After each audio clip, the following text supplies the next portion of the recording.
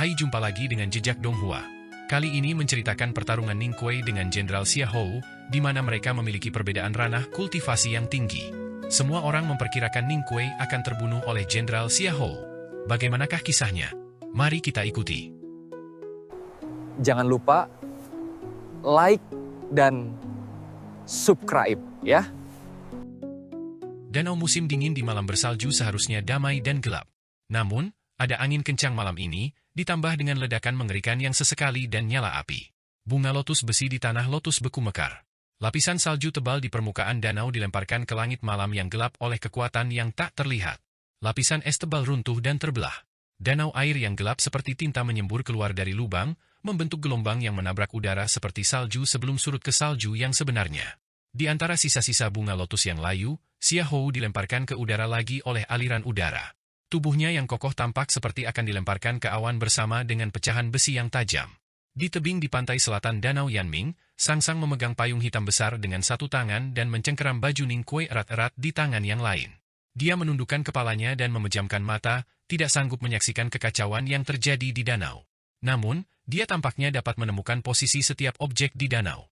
Dia kemudian melaporkan 2 angka dengan lembut. Ning Kuei tidak ragu dan mengatur panahnya di haluan setelah mendengar 2 angka. Dia menembakkan panah ke cakrawala ke langit malam. Itu benar-benar gelap dan dia tidak bisa melihat apa-apa, tetapi dia tahu bahwa Xiahou ada di sana. Salju turun sekarang dan benar-benar gelap. Seseorang tidak bisa melihat lintasan panah, tetapi hanya bisa mendengar siulan tajam 13 panah primordial. Namun, sudah terlambat ketika seseorang bisa mendengar panah. Awan di langit malam di atas danau Yanming tiba-tiba bergetar. Ki langit dan bumi dilemparkan ke dalam kekacauan. Awan menyebar ke segala arah seolah-olah raungan guntur tiba-tiba meledak dari antara mereka. Awan berhamburan. Darah disemprotkan. Xiahou jatuh dari atas. Dia tidak bisa menjaga keseimbangannya kali ini dan jatuh di atas es. Beberapa retakan muncul di permukaan es. Sebuah panah besi gelap yang dingin telah menembus ke dalam lengan kirinya dengan dalam. Mata Xiahou terbakar amarah dan rasa sakit seperti binatang yang terluka. Dia memegang ekor panah besi dan merenggutnya dari lengannya sebelum melanjutkan berlari menuju pantai selatan. Dia hanya berhasil melangkah maju 3 kali. Sebuah ledakan kuat terjadi sekali lagi dari tanah lotus yang berlumpur. Lapisan es di bawah kakinya membelah, dan dia hampir jatuh ke danau dingin yang gelap. Setelah ledakan itu muncul pusaran api dan serpihan besi tajam yang menakutkan. Saat air di danau bergulung dan menjalar ke permukaan es dan sepatu bot militernya, Xiahou segera bereaksi dengan kekuatan kultivator di tahap puncak seni bela diri. Dia turun dengan sepatu bot militernya dan melompat ke udara. Kemudian, dia mengangkat tinjunya di depannya dengan kecepatan kilat. Xiahou bersenandung, dan terbang mundur sekitar 10 kaki, mendarat di luar tanah teratai. Lengannya dan banyak bagian tubuhnya yang tidak bisa dilindungi oleh tangannya terkoyak oleh serpihan besi. Darah merembes dari lukanya, tampak seperti rumput di padang gurun di musim gugur. Xiahou mungkin merupakan kultivator di tahap puncak seni bela diri, tetapi ledakan terus-menerus dan banyak 13 panah primordial Ning Kuei yang banyak membuatnya lelah baik secara mental dan fisik. Ki surga dan bumi yang telah terkumpul di permukaan tubuhnya telah runtuh dan tidak bisa lagi melindungi tubuhnya. Banyak luka muncul di kulitnya yang sekeras batu karena pengaruh seni doktrin iblis. Meskipun ia tidak memiliki luka fatal, ia berlumuran darah tampak sangat menyedihkan. Kemudian, salah satu dari 13 panah primordial lainnya menembus lotus dan salju yang menyala-nyala. Itu muncul sebelum Xiahou diam-diam, tidak memberinya kesempatan untuk mengatur napas. Xiahou menempatkan kedua telapak tangannya, menangkap panah besi di antara mereka. Dia tergelincir kembali 10 kaki, salju terbang dari bawah kakinya. Wajahnya pucat, dan lebih banyak darah mengalir dari sudut bibirnya. Ning Kuei berdiri di bawah tebing di tepi selatan Danau Yanming dan menyaksikan semua yang terjadi di danau diam-diam. Ketika Xiahou sekali lagi dipaksa mundur oleh ledakan, ia mengambil kesempatan untuk mengkonfirmasi posisi Xiahou. Dia menjentikan tali busurnya dengan lembut ketika dia mendengar Sangsang melaporkan posisi Xiahou. Panahan adalah keterampilan terkuat dari pemotong kayu danau Shubi. Namun, busur dan anak panah biasa praktis tidak ada artinya bagi pembudidaya bela diri. Namun, dengan senjata seperti 13 panah primordial, Ning Kuei menjadi mimpi buruk bagi setiap pembudidaya. Aksi pemotretan Ning Kuei tidak cepat tetapi berdenyut dengan ritme yang luar biasa. Ketika Sangsang melaporkan posisi Xiahou, panah besi meninggalkan tali busur secara berirama, seperti aliran air tanpa gangguan. Dengan bantuan Sangsang dipasangkan dengan keterampilan memanah Ning Kuei yang luar biasa, Xiahou tidak bisa menghindari panah besi yang kuat yang datang tanpa peringatan tidak peduli seberapa kuat dia. Dia hanya bisa melawan, berjuang dengan sengit dan terus berdarah. Itu adalah permainan menunggu. Apakah dia akan kehabisan darah sebelum mencapai Ning Kuei atau Ning Kuei akan menggunakan 13 panah besi itu terlebih dahulu? Kecepatan 13 panah primordial mengejutkan. Itu lebih cepat dari kecepatan suara. Siulan panah hanya bisa terdengar setelah mencapai target. Alang-alang di dekat jembatan kayu di sebelah barat danau Yanming mulai bergetar tiba-tiba. Jubah Taois biru Ye Hongyu berkibar tertiup angin. Kemudian, dia mendengar peluit panah. 13 panah primordial. Ye Hongyu berkata dengan ekspresi tegas. Dia telah melihat 13 panah primordial di tebing salju di Wilderness dan Danau Daming. Dia tahu seberapa kuat puncak kecerdasan di lantai 2 akademi ini. Namun, dia hanya menemukan di angin liar, berguncang alang-alang, panah bersiul dan berkibar-kibar jubah Taois biru bahwa 13 panah primordial Ning Kuei telah menjadi lebih mengerikan dibandingkan dengan tahun lalu. Setelah itu, suara ledakan di tanah teratai di Danau Yanming bisa terdengar di jembatan. Dia mengerutkan kening dan berkata, "Apa ini? Ada beberapa ledakan, satu demi satu dan langit bersinar dengan nyala api. Pecahan besi tajam di udara dan aura panah menakutkan di udara menyebabkan wajahnya semakin pucat. Dia melihat ke arah timur danau dan tiba-tiba mengatakan sesuatu yang membingungkan, 'Aku mati.'" Chen Pipi dan Tang Xiaotang berdiri di ujung jembatan. Mereka menyaksikan pertempuran di atas danau dan mengkhawatirkan Ning Kuei dan Sang Sang secara diam-diam. Ye Hongyu tidak tahu apa yang menyebabkan ledakan itu. Chen Pipi telah melihat percobaan ketel besi, tetapi dia tidak menjelaskan. Chen Pipi melihat ke arah siulan keras dari panah dan api tepat saat Ye Hongyu mengucapkan 3 kata itu. Dia berkata, dengan ekspresi rumit, "Aku juga." Mereka berdiri di jembatan dan tentu saja, tidak mati. Tetapi mereka berdua mengatakan hal yang sama ketika mereka mendengar ledakan dan siulan tajam dari anak panah di Danau Yanming. "Saya mati." Ye Hongyu adalah adik Tao dari Istana Ilahi West Hill. Chen Pipi adalah Grand Kultivator termuda di dunia yang telah memasuki tahap tahu takdir.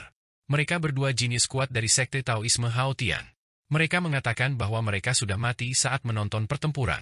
Itu karena mereka tahu bahwa mereka akan mati pada saat itu dari perencanaan Ning Kuei yang cermat selama 15 tahun terakhir dan persiapan pertempurannya dari musim panas ke musim dingin. Di tembok kota di salju, Yesu berkata, "Saya tidak pernah berpikir bahwa seorang kultivator dari ranah Seetroug dapat menyebabkan gelombang besar. Tampaknya saya telah meremehkan Ning Kuei. Tapi ada apa dengan ledakan di tanah teratai?"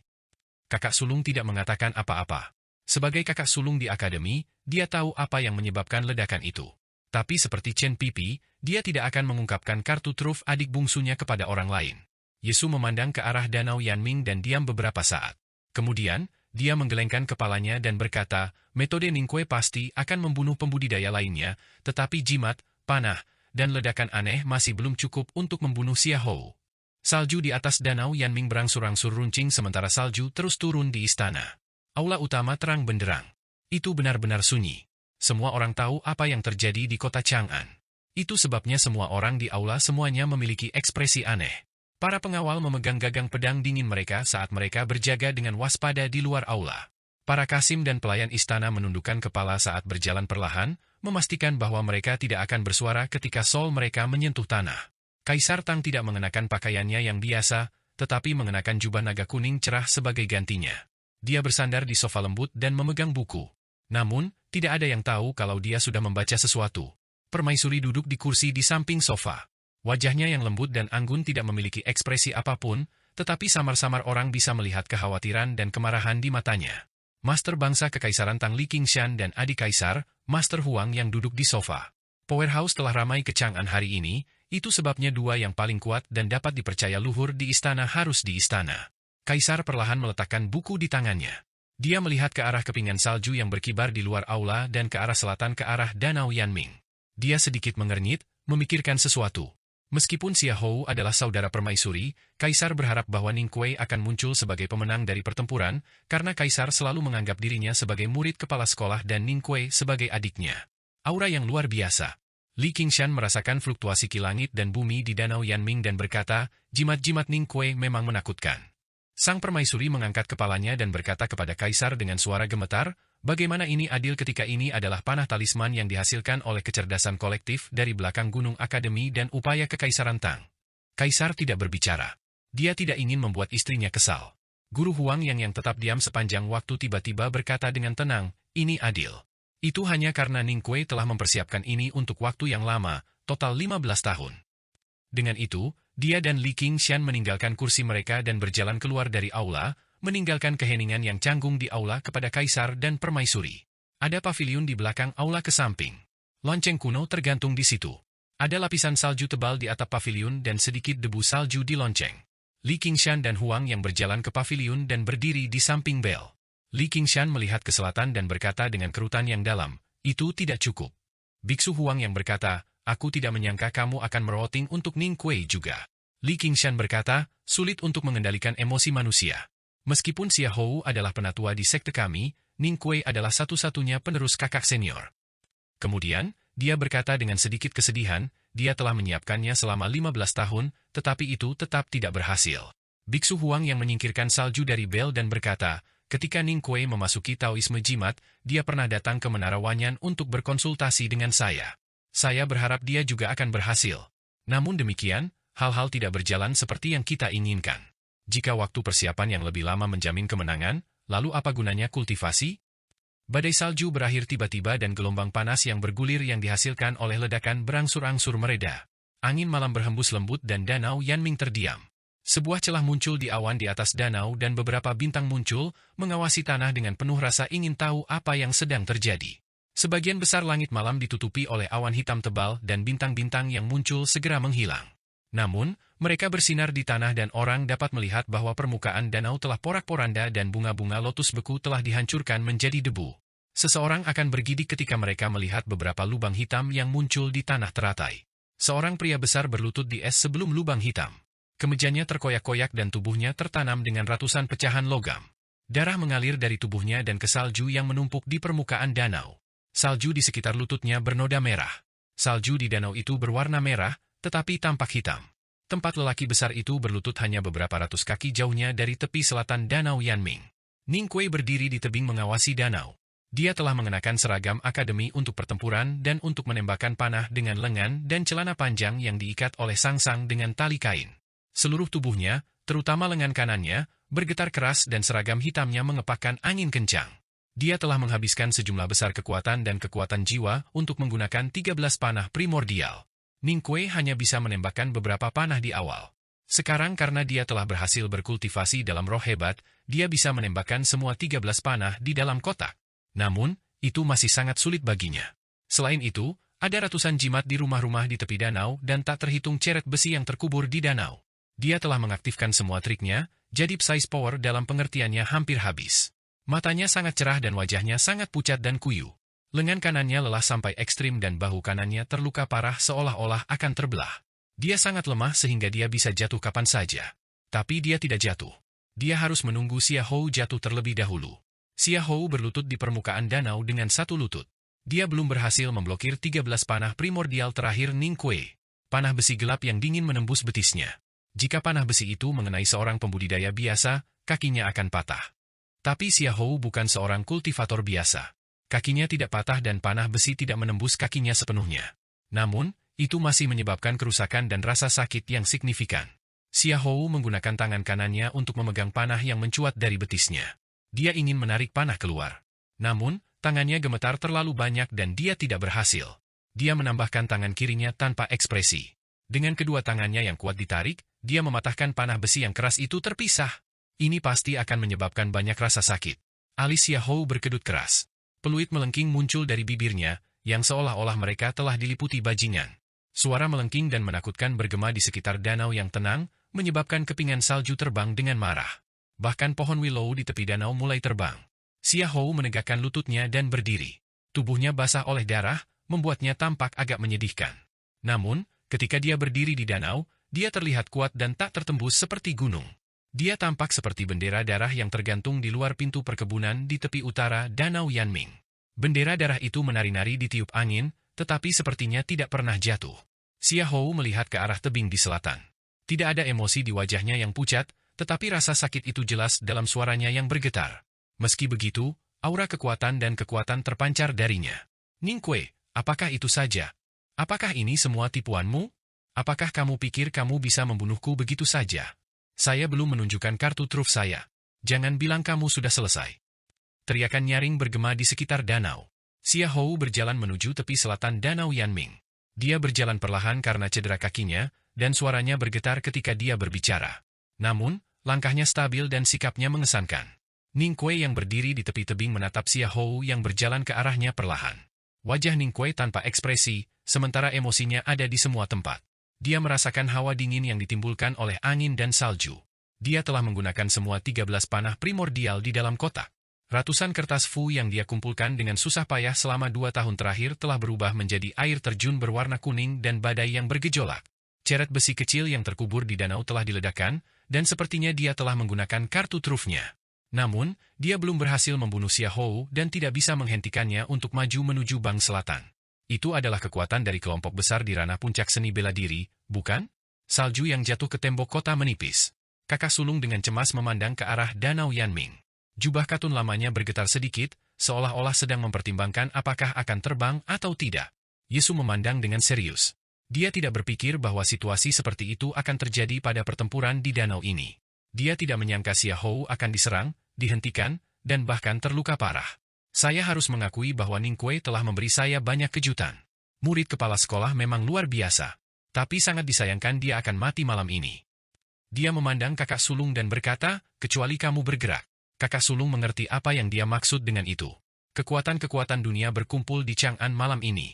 Hanya Jun Mo dan dia datang untuk mewakili akademi untuk membuat semuanya adil bagi Ning Kuei.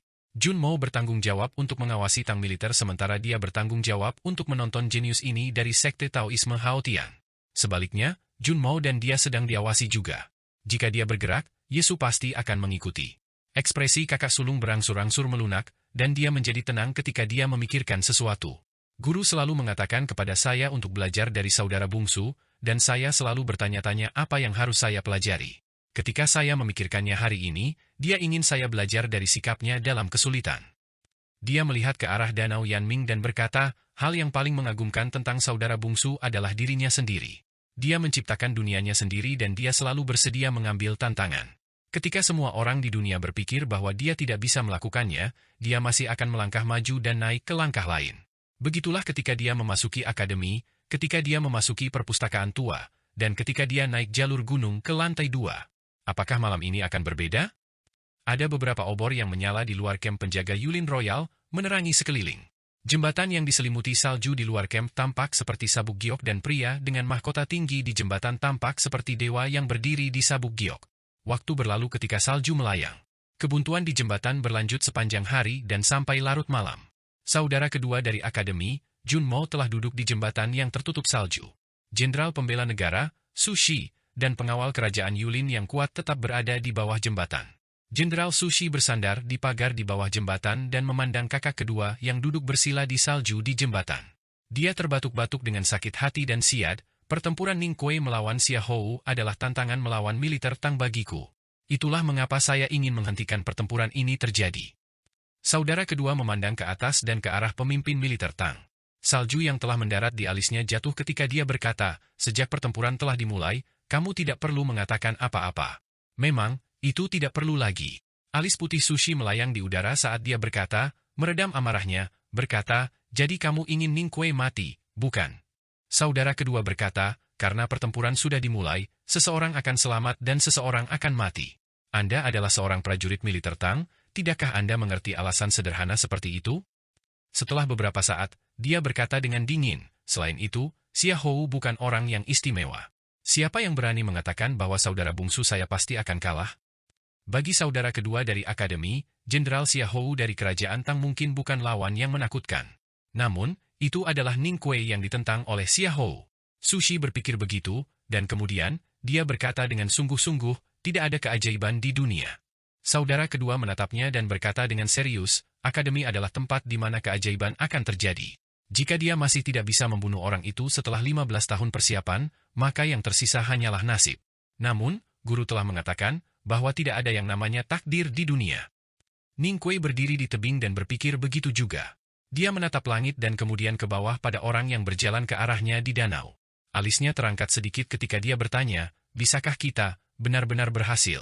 Sang-sang membuka matanya begitu kotak panah dikosongkan. Dia memegang payung hitam besar dan menatap mata Ning Kuei, mengangguk dengan penuh semangat. Dia berkata, kita harus berhasil. Ning Kuei tersenyum saat dia setuju dengan Sang-sang. Tidak peduli apakah nasib ada di dunia, atau apakah dia bisa berhasil, dia harus berhasil. Dia seharusnya tidak memikirkan hal lain selain kesuksesan. Dia melihat sosok yang mengesankan di danau dan berkata, "Kamu dibiarkan dengan sepasang kepalan lemah dan tubuh yang rusak? Aku masih memiliki pisau segar, jadi mengapa aku tidak bisa membunuhmu?" Di danau bersalju, Xia Hou melambat. Pada saat itu, Ning Kuei mengulurkan tangan kirinya dan menggenggam gagang angin dingin.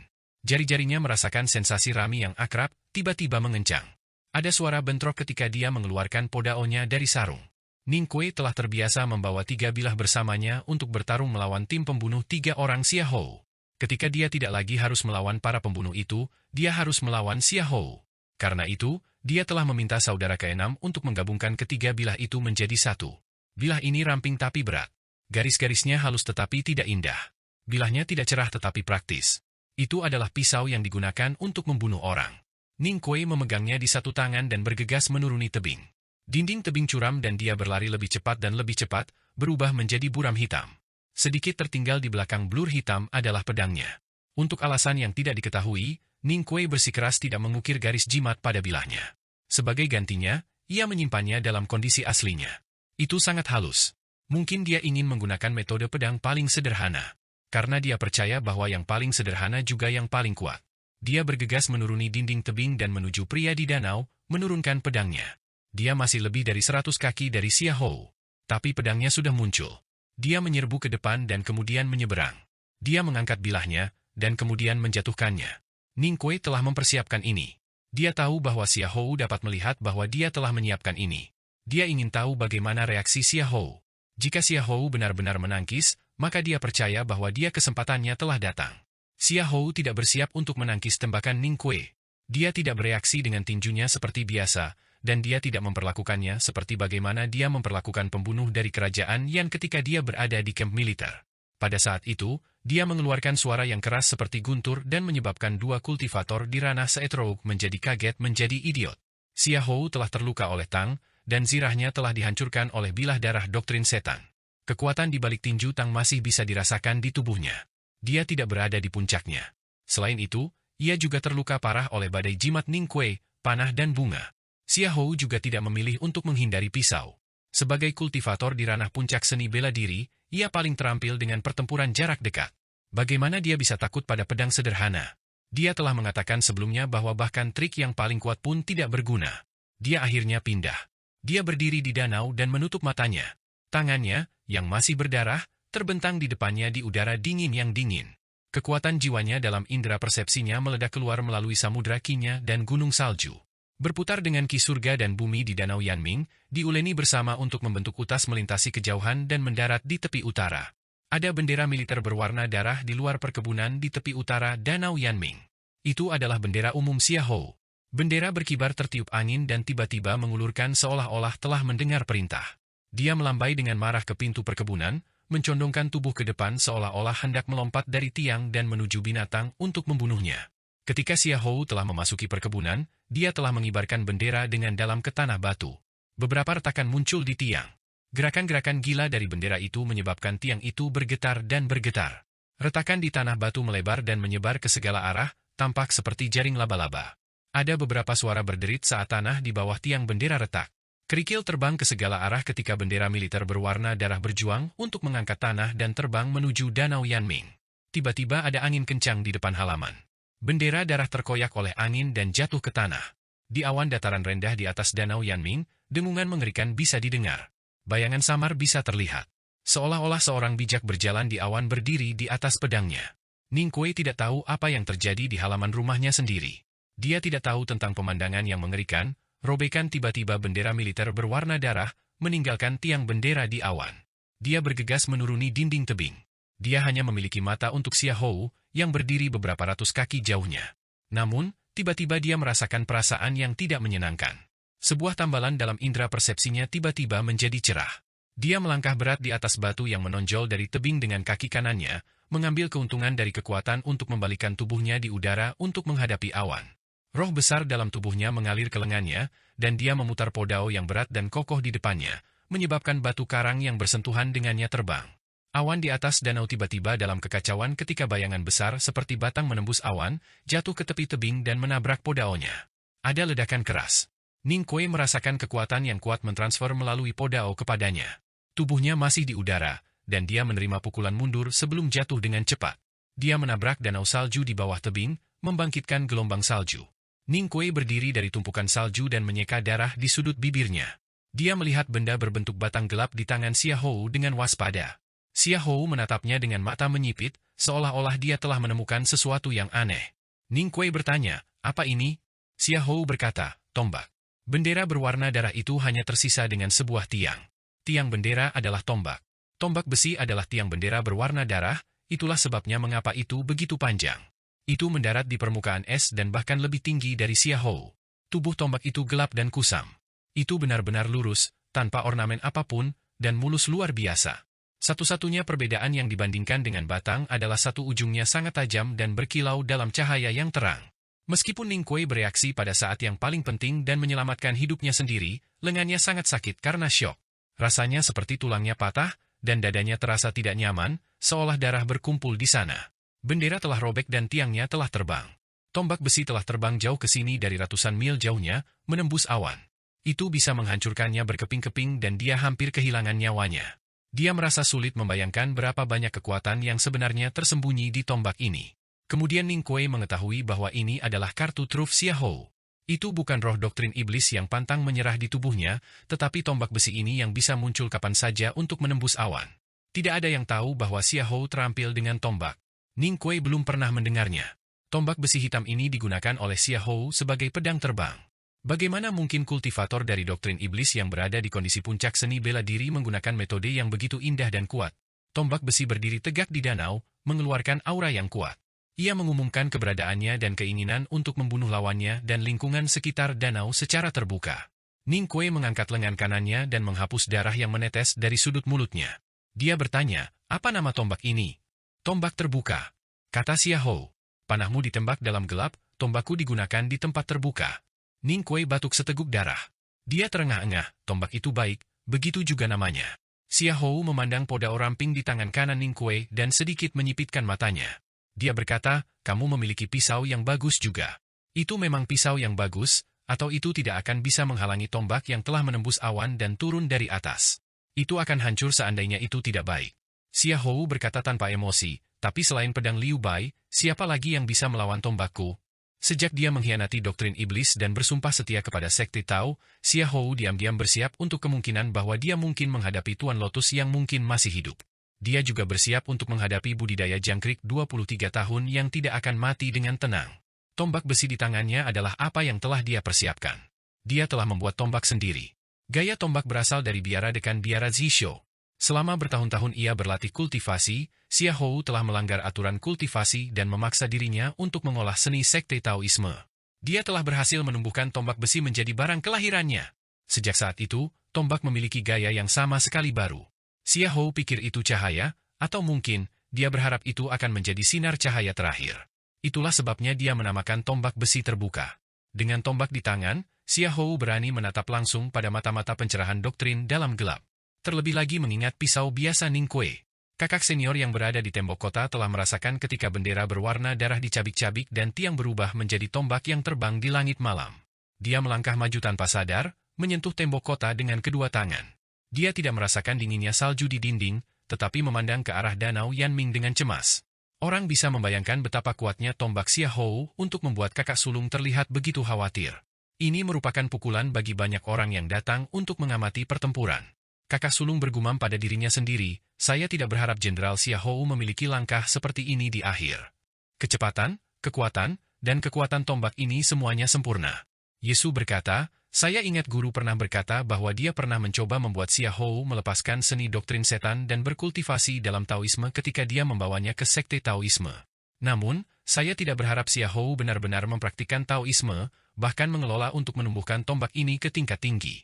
Ini sangat mengesankan." Kakak sulung berkedut dan berkata, "Jadi dekan biara yang mengajarinya, tidak heran tombak itu begitu sombong." "Ini tidak sombong, itu terbuka dan terbuka." Yesu berkata, "Jika Xia Hou bisa mengolah tombak terbukanya menjadi cahaya absolut, dia pasti akan cocok untuk Liu Bai jika dia berada di puncaknya." Kakak sulung menggelengkan kepalanya dan berkata, tanpa memperhitungkan cedera Jenderal Xia Hou dan hanya melihat kondisi tombak terbuka saat ini, dia masih agak jauh dari gaya pedang Liu Bai. Yesu berkata, "Jaraknya melawan Liu Bai, Tapi ini bukan sesuatu yang bisa ditangani Ning Kuei. Kakak sulung terdiam. Ning Kuei menderita pukulan mengerikan setelah dipukul oleh tombak terbuka yang keras kepala. Cedera internalnya menjadi jelas dan dia perlu waktu untuk pulih. Itu sebabnya dia ingin mengatakan lebih banyak.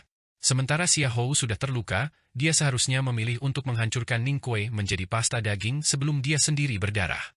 Namun, untuk beberapa alasan, dia memberi waktu Ning Kuei untuk mengatakan beberapa kata. Karena dia mulai ragu dan mulai waspada. Ning Kuei telah mempersiapkan selama 15 tahun untuk pertempuran di danau ini. Xia Hou tidak punya banyak waktu untuk bersiap, tetapi dia memiliki beberapa dekade pengalaman di medan perang. Dia adalah salah satu dari 4 jenderal besar Kekaisaran Tang. Semua orang terpesona oleh kekejaman dan darah dinginnya. Mereka telah melupakan bakatnya dalam urusan militer. Bahkan, kemampuannya untuk memimpin dan mengarahkan di medan perang sama dengan kekuatannya. Apa yang lebih menakutkan adalah bahwa ia cerdas dalam menggunakan taktik militer dalam pertempuran dengan para pembudidaya. Xia Hou telah menggunakan taktik militer sejak ia memasuki perkebunan oleh Danau Yanming dan menempatkan benderanya. Dia telah mengambil peran dari kamp militer tengah dan menghadapi musuhnya yang tampak lemah. Dia bahkan telah mengorbankan banyak tentaranya dan menghadapi gerakan terkuat Ning Kuei. Dia telah melihat apa yang bisa dilakukan semua musuhnya ketika mereka akhirnya kelelahan. Saat itulah dia mengeluarkan kartu trufnya dan berusaha membunuh musuh-musuhnya. Dia telah kehabisan sebagian besar kekuatannya dan berdarah banyak, membuat pengorbanan besar untuk tembakan terakhir. Tembakan terakhir harus menjadi sesuatu yang besar yang tidak akan memberi musuh-musuhnya kesempatan lain. Bendera berwarna darah di depan seperti ribuan kavaleri lapis baja yang dia sembunyikan di sekitar medan perang. Itu agar mereka bisa tiba-tiba muncul ketika musuh diserang untuk mengkonkretkan kemenangan mereka. Kavaleri lapis baja elit hitam dari Kekaisaran Tang adalah kelompok yang paling kuat dan memicu ketakutan. Mereka telah dilatih dalam waktu yang lama, setelah melintasi hutan belantara dan tidak terkalahkan. Tombak di bendera berwarna darah adalah langkah paling kuat dan menakutkan Xia Hou. Itu pasti kartu asnya karena dia hanya menggunakannya di akhir. Tombak itu diilhami oleh keyakinan dan kekuatan dari kelompok besar di ranah puncak seni bela diri. Bahkan seorang kultivator yang lebih kuat dari Ning Kuei bisa mengalahkannya. Namun, Ning Kuei tidak mati setelah diserang olehnya ketika terbang keluar dari awan. Meskipun dia masih batuk darah dan terluka parah, dia tidak mati. Ini membingungkan Xia Hou. Xia Hou mempertimbangkan ini saat ia berbicara dengan Ning Kuei. Dia berusaha mencari sumber kebingungan dan solusinya. Setelah beberapa saat, dia mengerti setengah dari jawabannya. Dengan demikian, matanya menjadi lebih cerah saat dia memandang Ning Kuei, dan mereka menjadi lebih dingin, seperti salju di permukaan danau. Itu sudah cukup, memahami setengah dari itu. Setidaknya, Xia Hou merasa sudah cukup untuk menjelaskan keraguan dan kewaspadaannya. Dia melambaikan tangan kanannya, dan sisa-sisa kain yang menutupi itu berubah menjadi debu. Darah yang menetes dari lukanya menyembur ke udara. Tombak di tangannya terbang ke langit, menghilang sepenuhnya. Tembakan kedua Xia Hou dengan tombak tidak ditujukan pada Ning Kuei, tetapi pada Sangsang yang berdiri di tebing. Dia telah memperoleh informasi yang cukup dan tahu bahwa gadis di tebing itu jelas adalah hamba perempuan Ning Kuei. Dia tahu bahwa hamba perempuan dan Ning Kuei memiliki hubungan yang tidak biasa. Dan dia juga tahu bahwa pelayan wanita itu adalah penerus Wei Guangming. Identitas Sangsang selalu terasa aneh bagi Xia Hou, dan ia menjadi waspada terhadapnya. Jadi, dia memutuskan untuk membunuhnya terlebih dahulu. Keputusan ini juga merupakan taktik militer. Taktik militer bukan plot, tetapi terbuka dan berlebihan karena kesederhanaannya. Itu seperti aura tombak besi. Xia Hou ingin menjelaskan kepada Ning Kuei bahwa dia ingin membunuh Sangsang. Dia ingin Ning Kuei kembali untuk menyelamatkannya dan kemudian mati. Sangsang adalah kehidupan Ning Kuei. Dia akan melakukan apa saja untuk membunuh orang yang berani menggunakan Sangsang untuk mengancamnya. Itu sebabnya dia menembak Pangeran Longqing di hutan. Orang biasa pasti akan menyelamatkan gadis yang tampak lemah yang sama berharganya dengan kehidupan itu sendiri, membuang nyawanya sendiri. Namun, Ning Kuei tidak melakukan itu. Dia tidak berbalik ketika dia merasakan bahwa tombak besi yang keras kepala itu langsung menuju tebing. Sebaliknya, dia memegang gagangnya dengan erat, menginjak es dengan kaki kanannya dan dengan cepat bergerak 10 kaki ke depan. Dia menjentikan pergelangan tangannya dan mengangkat podao yang tajam, menyerbu ke arah Xia Hou. Kecepatannya mencengangkan. Angin di danau meniup seragam akademi hitamnya. Lengan bajunya mengepak keras-keras di angin seperti langit malam yang akan terbelah. Xia Hou mengangkat alisnya dengan bingung. Dia mencengkeram udara dengan tangan kanannya yang seperti baja. Tombak besi telah merobek udara dan sampai ke tebing di tepi selatan danau Yanming menuju Sangsang. Karena gesekan udara, tombak gelap bersinar dengan kilau cahaya. Dibandingkan dengan tubuh Sangsang yang ramping dan mungil, tubuhnya tampak besar dan menakutkan. Salju melilit tombak saat didorong ke depan, angin bertiup deras di pipinya. Rambutnya yang kekuningan, yang telah dipotong pendek, tampak seperti rumput di sungai, terbanting ke belakang oleh angin. Dia tahu bahwa Ning Kuei tidak akan berbalik untuk menyelamatkannya karena dia bahkan tidak bisa menyelamatkan dirinya sendiri. Selanjutnya, Ning Kuei mempercayainya untuk menyelamatkan dirinya sendiri. Dia harus menyelamatkan dirinya sendiri sekarang. Sang Sang adalah penerus pendeta ilahi cahaya dan telah mempelajari keterampilan ilahi dengan orang tua itu. Dia juga berlatih dengan adik Tao, Ye Hongyu selama beberapa hari terakhir. Namun, dia tidak pernah berpartisipasi dalam pertempuran di antara para pembudidaya. Dia tidak tahu bagaimana bertarung atau menyelamatkan dirinya sendiri. Dan seperti apa yang dia lakukan ketika dia akan mati di Gunung Min bertahun-tahun yang lalu, dia mengikuti instingnya dan berjongkok seperti binatang yang terluka. Dia dengan erat memegangi pegangan payung dan meringkuk sebanyak yang dia bisa, memungkinkan payung hitam besar untuk melindungi tubuhnya sepenuhnya. Suara yang sangat aneh terdengar di tebing. Itu seperti suara stik drum memukul drum yang pecah, atau itu juga bisa menjadi suara Xia Hou yang melangkah maju, tetapi jatuh melalui permukaan es yang pecah dan ke dalam air. Tombak besi itu menembus payung hitam besar dengan paksa, tombak tajam menembus lapisan minyak dan tanah. Tempat di mana tombak bertemu payung tenggelam. Ada suara kain hitam merobek, dan itu menjadi lubang gelap yang menakutkan. Namun, di kedalaman lubang hitam, tombak belum berhasil menembus payung. Pegangan payung hitam besar ditekan ke batu. Ada retakan yang keras, dan seperti pisau yang memotong tahu, pegangannya melaju ke bebatuan. Kerikil terbang ke udara. Sang Sang, yang bersembunyi di bawah payung dengan mata tertutup, menderita dampak yang paling parah. Wajahnya memucat dan dengan gurgel, darah menyembur dari bibirnya, pakaian baru yang dia pakai pagi ini berwarna merah. Sebagai pengkhianat terhadap doktrin setan, item kelahiran Xia Hou adalah tombak terbuka yang mengerikan. Dia dapat dengan jelas memahami semua detail sebelum munculnya tombak logam, sehingga dia tahu bahwa Sang Sang tidak mati. Dorongan mematikan pertama yang ditoleransi dan dicari karena menggunakan ketekunan ekstremnya gagal membunuh Ning Kuei. Bahkan ketika dia diam-diam menggabungkannya dengan seni perang yang benar untuk meluncurkan dorongan kedua, yang tentunya akan memukul mata banteng, dia masih gagal membunuh pelayan wanita kecil di tebing. Dua hilang terus-menerus dan sangat hilang merusak suasana hati Xia Hou. Pada titik ini, Ning Kuei sudah bergerak ribuan kaki dan tiba di danau salju.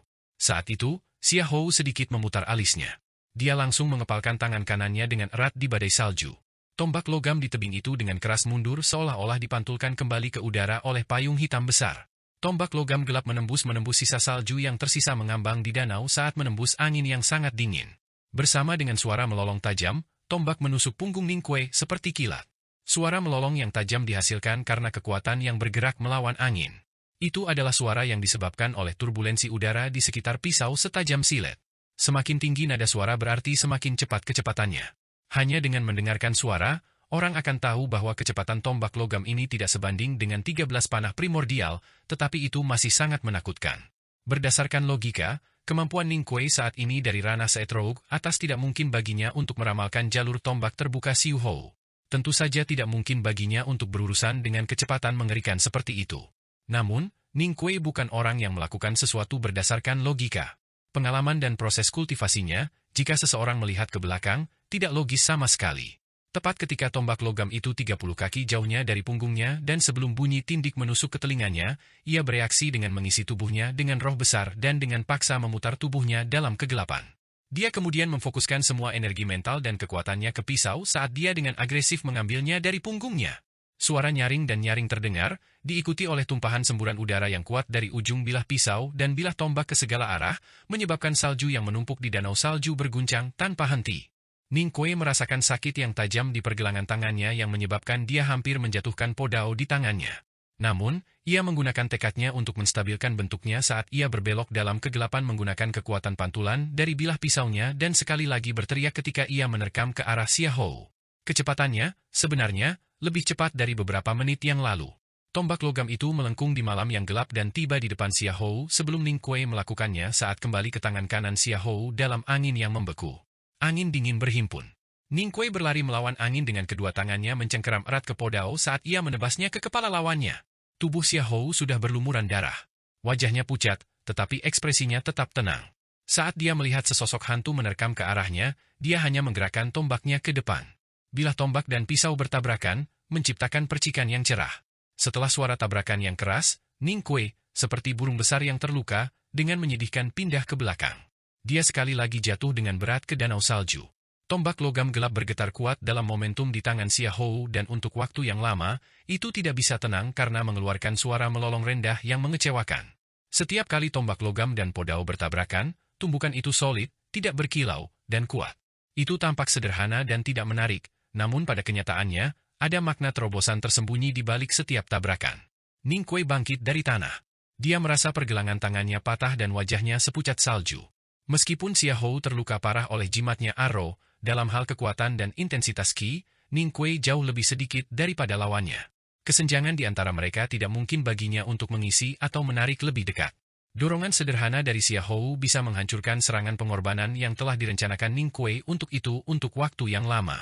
Tidak ada alasan bagi Xia Hou untuk tidak senang dengan hasil seperti itu, namun ia mulai cemberut dalam. Itu karena dorongan itu gagal menusuk ke dalam tubuh Ning Kuei. Sebelum itu, ketika tombak terbuka terbakar seperti sinar matahari dan semua siap untuk merobek kegelapan dalam tubuh Ning Kuei, podao di tangan Ning Kuei telah, aneh dan tanpa sepengetahuannya, membalik. Itu, tanpa kesalahan, memotong ujung tombak, menyebabkan Ning Kuei jatuh dari benturan. Dengan demikian, kejatuhannya bukan karena kekuatan tombak. Xia Hou memicingkan matanya dan menatap Ning Kuei saat dia berkata, ketika kamu menutup diri di gua tebing di belakang gunung di akademi selama musim semi, kamu memang tidak mengolah jimat dan seni bela diri. Bahkan, Anda sudah bergabung dengan iblis. Ning Kuei meludah air liurnya dengan jejak darah di tanah yang tertutup salju di depannya dan tetap diam. Sebelum itu, Xia Hou sudah menyadari setengah dari jawabannya. Jawaban itu adalah bahwa Ning Kuei telah bergabung dengan iblis. Yang bijak lainnya, sebagai pembudidaya biasa, tidak mungkin baginya untuk mentolerir kekuatan besar yang dibawa oleh tombak logam. Tapi itu hanya sebagian dari jawabannya. Xia Hou telah mendorong 3 kali ke arah Ning Kuei malam ini dan setiap dorongan dilakukan dengan sepenuh hati. Dia percaya bahwa bahkan jika lawannya adalah pejuang kuat dari doktrin setan tahun itu, mustahil bagi mereka untuk melakukan serangan seperti itu. Ning Kuei harus mati. Namun dia masih hidup.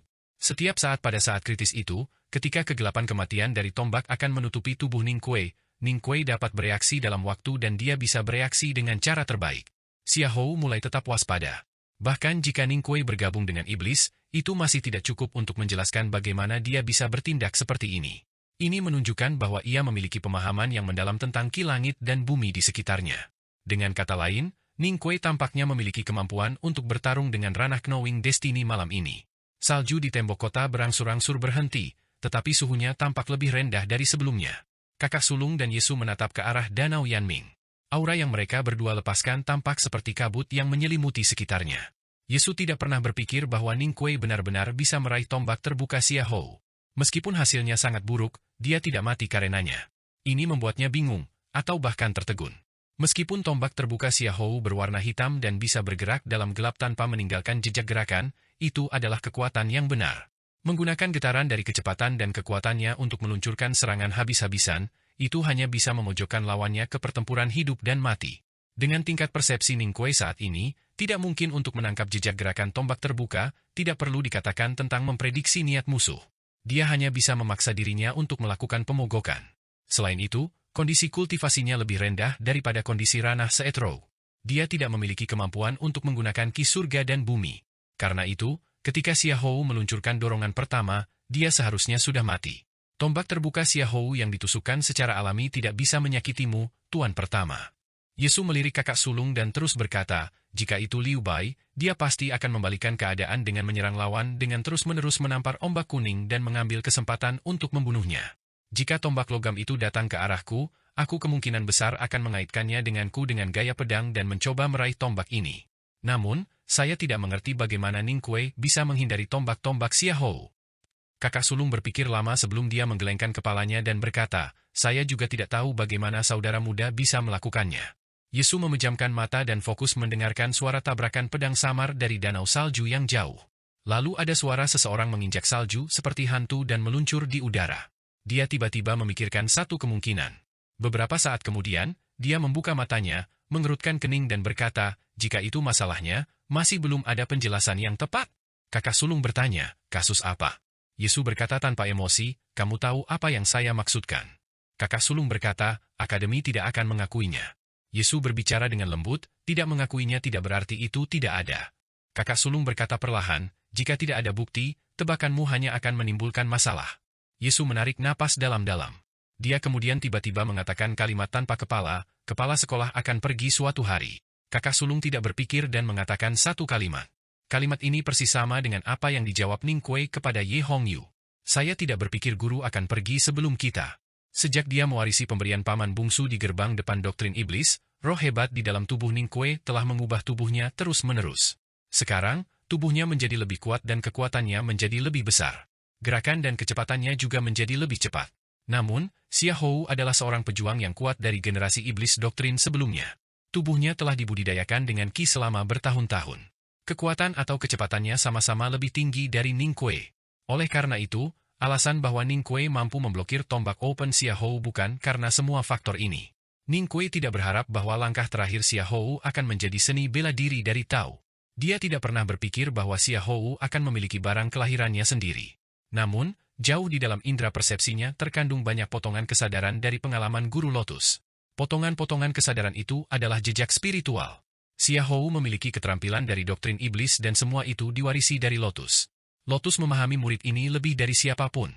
Meskipun itu tidak mungkin baginya untuk mengetahui situasi Xia Hou ketika berlatih tombak open-open, tapi dia tahu minat dan kebiasaan Xia Hou bahkan gerakan kakinya. Dia tahu segalanya tentang Xia Hou. Jika Master Lotus adalah jaring besar yang seluas samudera, maka Xia Hou adalah patung batu raksasa yang berjalan di sepanjang jaring besar ini. Dia tampak kuat dan tidak bisa dihancurkan, tetapi pada kenyataannya, setiap langkah yang dia ambil masih ada di dalam jaring ini. Web ini akan memahami setiap niat yang ia miliki dengan setiap getaran yang disebabkannya.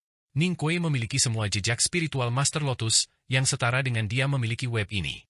Meskipun dia tidak mampu mengendalikan jejak spiritual ini, tetapi setiap kali Xia Hou berjalan di web ini, potongan-potongan kesadaran yang berada jauh di dalam indera persepsi ini akan mulai bersinar, meramalkan apa yang sedang dipersiapkan Xia Hou untuk dilakukan dan bagaimana ia harus menangkal mereka. Tahun lalu selama musim dingin di Laut Hulan, ketika Ning Kuei, yang tidak sekuat sekarang, berhadapan dengan tinju Xia Hou, yang jauh lebih kuat daripada yang malam ini, dia masih bisa tetap tenang. Itu karena potongan realisasi ini. Malam ini, potongan-potongan realisasi ini tetap efektif. Angin dingin bertiup dari hutan musim dingin yang terletak di pantai timur danau, mengaduk salju yang menumpuk di atas danau dan menyebarkannya ke seluruh penjuru. Xia Hou memandang salju saat dia langsung memikirkan Laut Hulan dan abu seperti salju di tangannya. Mereka adalah abu gurunya. Tubuhnya tiba-tiba menjadi dingin. Guru, apa yang dia ajarkan padamu? Xia Hou memandang Ning Kuei saat dia bertanya. Kedua matanya terbakar dengan api yang sunyi dan dingin. Mata Ning Kuei juga cerah. Dia menunjuk kepalanya sendiri dan berkata, Tuan Lotus tidak mengajari saya apapun, tetapi dia meninggalkan saya dengan beberapa hal. Kesadaran yang ia tinggalkan bersama saya memberitahu saya bahwa ia ingin membunuh Anda, disiplin pengkhianatannya. Dia ingin membantu membersihkan doktrin pencerahan, oleh karena itu apa yang ada di dalam sini adalah niat membunuh yang guru Anda miliki untuk Anda. Xia Hou tetap diam untuk waktu yang lama. Tiba-tiba, dia berkata dengan dingin, Akademi mengklaim dirinya sebagai orang benar. Namun kamu, sebagai murid akademi, menjadi murid dari Dewa Setan teratai dan mengembangkan keterampilan ajaran setan. Pengkhianat. Ning Kuei berkata, kamu adalah murid dari doktrin setan. Gurumu adalah Lotus. Namun Anda mengkhianati doktrin iblis dan bergantung pada Taoisme. Anda bahkan berubah untuk menumbuhkan sihir Tao dan meninggalkan sifat Anda untuk menumbuhkan barang Natal. Kamu lebih pengkhianat daripada aku. Xia Hou tiba-tiba mulai tertawa dingin dan berkata, saya tidak pernah berpikir bahwa malam ini adalah pertempuran dua pengkhianat. Ning Kuei menggelengkan kepalanya dan berkata, doktrin setan menjebakmu sebagai musuh, tetapi akademi tidak pernah menolak identitasku. Xia Hou berkata, tidak peduli apa yang telah diajarkan guru kepada Anda masih akan mati malam ini. Ning Kuei berkata, saya selalu berpikir bahwa saya adalah satu-satunya di dunia yang lebih baik dalam mengatakan daripada melakukan. Xia Hou memicingkan matanya dan berkata, kalau begitu kita akan mulai. Ambil dorongan lain dari saya. Semakin jauh dia pergi, semakin jauh suara dingin itu terdengar, sosok kekar Xia Hou tampaknya menjadi gunung nyata dan danau es di bawah kakinya mulai membentuk celah yang dalam. Meskipun begitu, seseorang bisa melihat air danau dengan samar. Danau salju akhirnya mulai membentuk riak. Jarak antara dua sosok di danau mulai menyusut dengan cepat. Tangan Xia Hou meraih tombak logam dan menusuknya lurus ke arah lawannya. Ning Kuei mengguncang pergelangan tangannya dan menebas pisaunya ke bawah. Tombak dan podao bertemu lagi. Merasakan energi tangguh yang intensif dan luar biasa menyebar dari ujung pedangnya ke gagangnya, Ning Kuei merajut alisnya dengan erat dan tanpa ragu-ragu, ia melepaskan Psy Power-nya. Tetesan cairan seperti kristal itu mulai berputar di tubuhnya dengan kecepatan tinggi. Semua akumulasi roh hebat yang telah dia pelihara selama beberapa bulan di gua tebing di belakang gunung di akademi tampaknya menyembur keluar dengan sombong. Podao di tangannya mulai bersinar terang. Banyak lampu keemasan bermunculan dari pisau gelap seperti lampu keemasan yang terpantul di tembok kota Chang'an di malam hari, namun itu juga tampak seperti matahari yang muncul tiba-tiba dan langsung menyinari danau Yanming dalam kegelapan menjadi cahaya siang yang cerah. Lampu keemasan dan suci meninggalkan Podao, disalurkan melalui udara dingin yang membeku, dan terbentuk menjadi serpihan-serpihan seperti emas saat mereka dengan agresif menampar wajah Xiahou. Sejak 1000 tahun yang lalu, Taoisme dan iblis tidak akan pernah berdiri di sisi yang sama. Keterampilan ilahi dari Istana Ilahi Bukit Barat tidak diragukan lagi merupakan salah satu kutukan bagi keterampilan ajaran iblis. Itu dianggap sebagai pewaris kelahiran dari Departemen Kehakiman yang bertugas mengejar dan membunuh doktrin iblis setelah Ye Hongyu memahami keterampilan ilahi. Prajurit yang kuat dari doktrin iblis paling takut dengan cahaya suci Haotian ilahi. Bahkan paman bungsu dari akademi menggunakan cahaya ilahi sebagai barisan taktis untuk mengurung orang hebat seperti Tuan Lotus. Keterampilan ilahi adalah hadiah dari Haotian ke Taoisme Haotian dan hukuman untuk doktrin iblis. Cahaya keemasan itu mengabaikan tubuh yang kuat dan ki yang kuat dari para pembudidaya doktrin setan dan secara langsung mempengaruhi sirkulasi ki di dalam tubuh mereka di udara. Mereka bahkan cukup kuat untuk langsung melebur dinding kristal yang mengelilingi meridian mereka di tubuh. Pertempuran malam ini di tepi danau di musim dingin, Xiahou telah meninggalkan keterampilannya yang paling kuat sampai akhir untuk menggunakan tombaknya untuk meluncurkan serangan di keempat arah. Ning Kuei juga telah meninggalkan keterampilan ilahi Taoisme sendiri sampai akhir. Dalam cahaya ilahi Haotian yang menyala-nyala, wajah Xiahou tampak memucat sampai hampir transparan. Matanya tampak seolah-olah terbakar dan bulu matanya telah jatuh satu demi satu di cahaya ilahi saat mereka hangus dan terbakar menjadi abu. Pada akhirnya, mereka menjadi tidak berarti. Pertama, ekspresi ketakutan muncul di matanya, namun saat berikutnya, senyum mengejek muncul di wajah ini. Menonton Ning Kuei yang berada di luar cahaya ilahi, Xiahou tertawa keras. Dia kemudian berkata seperti raungan, "Jangan pikir aku tidak tahu kamu memiliki keterampilan ilahi. Namun, keterampilan ilahi Anda palsu. Milikmu masih roh luar biasa. Bagaimana cahaya lilin bisa menjadi sinar matahari? Yang palsu itu palsu. Itu tidak akan pernah menjadi asli. Anda bukan Hehaoran. Kamu tidak bisa membunuhku." Ki yang sangat kuat melesat keluar dari sosok kekar dengan pengaliran suara. Akumulasi salju yang mengelilinginya mulai bergetar dari permukaan danau dan melayang di tengah malam yang gelap. Xiahou berdiri di tengah-tengah salju yang mengapung saat ia memegang tombak di satu tangan dan mendorongnya ke bawah. Dia seperti seorang celestial yang memandang bumi dari luar awan dan benar-benar tak terhentikan. Ning Kuei sedikit menekuk lututnya. Wajahnya pucat. Es di bawah kakinya mulai mengeluarkan suara pecah, seolah-olah akan pecah. Xiahou membalik telapak tangan kanannya. Tamparan dengan dampak yang mirip dengan serangan gunung kecil ke arah kepala Ning Kuei. Dia berkata dengan ekspresi dingin, "Mati." Xiahou terluka parah malam ini. Dengan demikian, kekuatannya saat ini kurang dari 30% dari kekuatannya di puncak. Namun, dia adalah seorang prajurit yang kuat di puncak ranah seni bela diri. Bahkan dengan sisa kekuatan, dia masih sangat kuat. Untuk dapat memblokir tusukan Open Xiahou dengan kekuatan Ning Kuei saat ini sudah menakjubkan. Semua perhatian dan roh besarnya dicurahkan ke Podao dan tidak ada sisa kekuatan yang tersisa baginya untuk mengelola tamparan di kepalanya yang berdampak pada gunung kecil. Bahkan jika dia memiliki kekuatan itu, dia tidak akan bisa bereaksi pada waktunya. Namun, pada saat ini, Xiahou membuat lolongan sedih yang ekstrim saat ia menarik telapak tangannya. Ada darah yang keluar dari perutnya yang kecil. Dia memecahkan es dan mengguncang salju di sepanjang jalan saat dia mundur 2000 kaki ke belakang. Darah yang ditumpahkannya diseret ke danau salju untuk membentuk garis darah panjang. Sesaat sebelum ini, Ning Kuei sangat tidak masuk akal saat ia menarik pisaunya kembali. Pada saat itu, telapak tangan Xiahou hanya berjarak setengah inci dari kepalanya. Pada saat itu, tombak di tangan Xiahou tidak terhalang oleh Podao karena menebas dengan bebas. Dia menusuk dalam-dalam ke perut Xiahou. Saat dia mengeluarkan pisaunya, telapak tangan Xiahou masih setengah inci dari kepalanya. Tombak di tangan Xiahou sama sekali tidak bergerak, seolah-olah itu berhenti di tengah udara. Ning Kuei menarik pisaunya kembali dan sekali lagi, meletakkannya di depan tombak logam untuk menghalangi jalannya. Saat itu, Xiahou bereaksi. Oleh karena itu, ia menarik telapak tangannya dan mundur. Saat dia mundur sejauh setengah danau salju. Kecepatan kilat tidak cukup baik untuk menggambarkan kecepatan penikaman Ning Kuei. Itu adalah kekuatan yang melampaui kecepatan. Seperti gelombang keruh yang terus-menerus jatuh dari langit, kecepatan sebenarnya mungkin tidak secepat itu. Namun, seperti yang dilihat semua orang, kekuatan itu membuat mereka merasa bahwa semua ini tak terhentikan. Jauh di atas danau salju, Xiahou memegang perutnya yang banyak berdarah. Merasa kaget sekaligus marah, dia bertanya, "Gaya pisau macam apa itu?" Ning Kuei menatapnya dan berkata, "Anda tahu saya tahu keterampilan ilahi, tetapi apakah Anda tahu bahwa saya tahu gaya pedang juga?" Dia tidak menggunakan pisau keterampilan ketika dia menggunakan pisau sebelumnya. Dia menggunakan gaya pedang. Ini adalah gaya pedang pembudidaya paling kuat di dunia, Sagi of Sword Liu Bai. Di dinding kota yang dingin membeku, Yesu menatap ke arah danau Yanming dan merasakan gaya pedang tajam yang tidak dikenalnya yang tidak akan pernah ia kenali secara salah. Dia tanpa sadar menyapu salju yang menumpuk di dinding di depannya. Dia merasa ini luar biasa dan dia berkata, "Sebuah sungai keruh jatuh dari langit. Kenapa ada gaya pedang Liu Bai?" Dia berbalik tiba-tiba dan menatap kakak sulung sambil berkata dengan terkejut, "Ning Kuei sudah cukup tahu banyak hal. Dia bahkan belajar pedang Liu Bai. Siapa yang mengajarinya ini? Akademi?" Kakak sulung dengan jujur menjawab, "Meskipun adik kami telah mempelajari Haoran Sword, tetapi Dahai Sword tidak diajarkan oleh akademi." Yesu mengerutkan kening dan bertanya, "Lalu siapa yang mengajarinya?" Kakak sulung ragu-ragu beberapa saat dan dia berkata, "Saudaramu."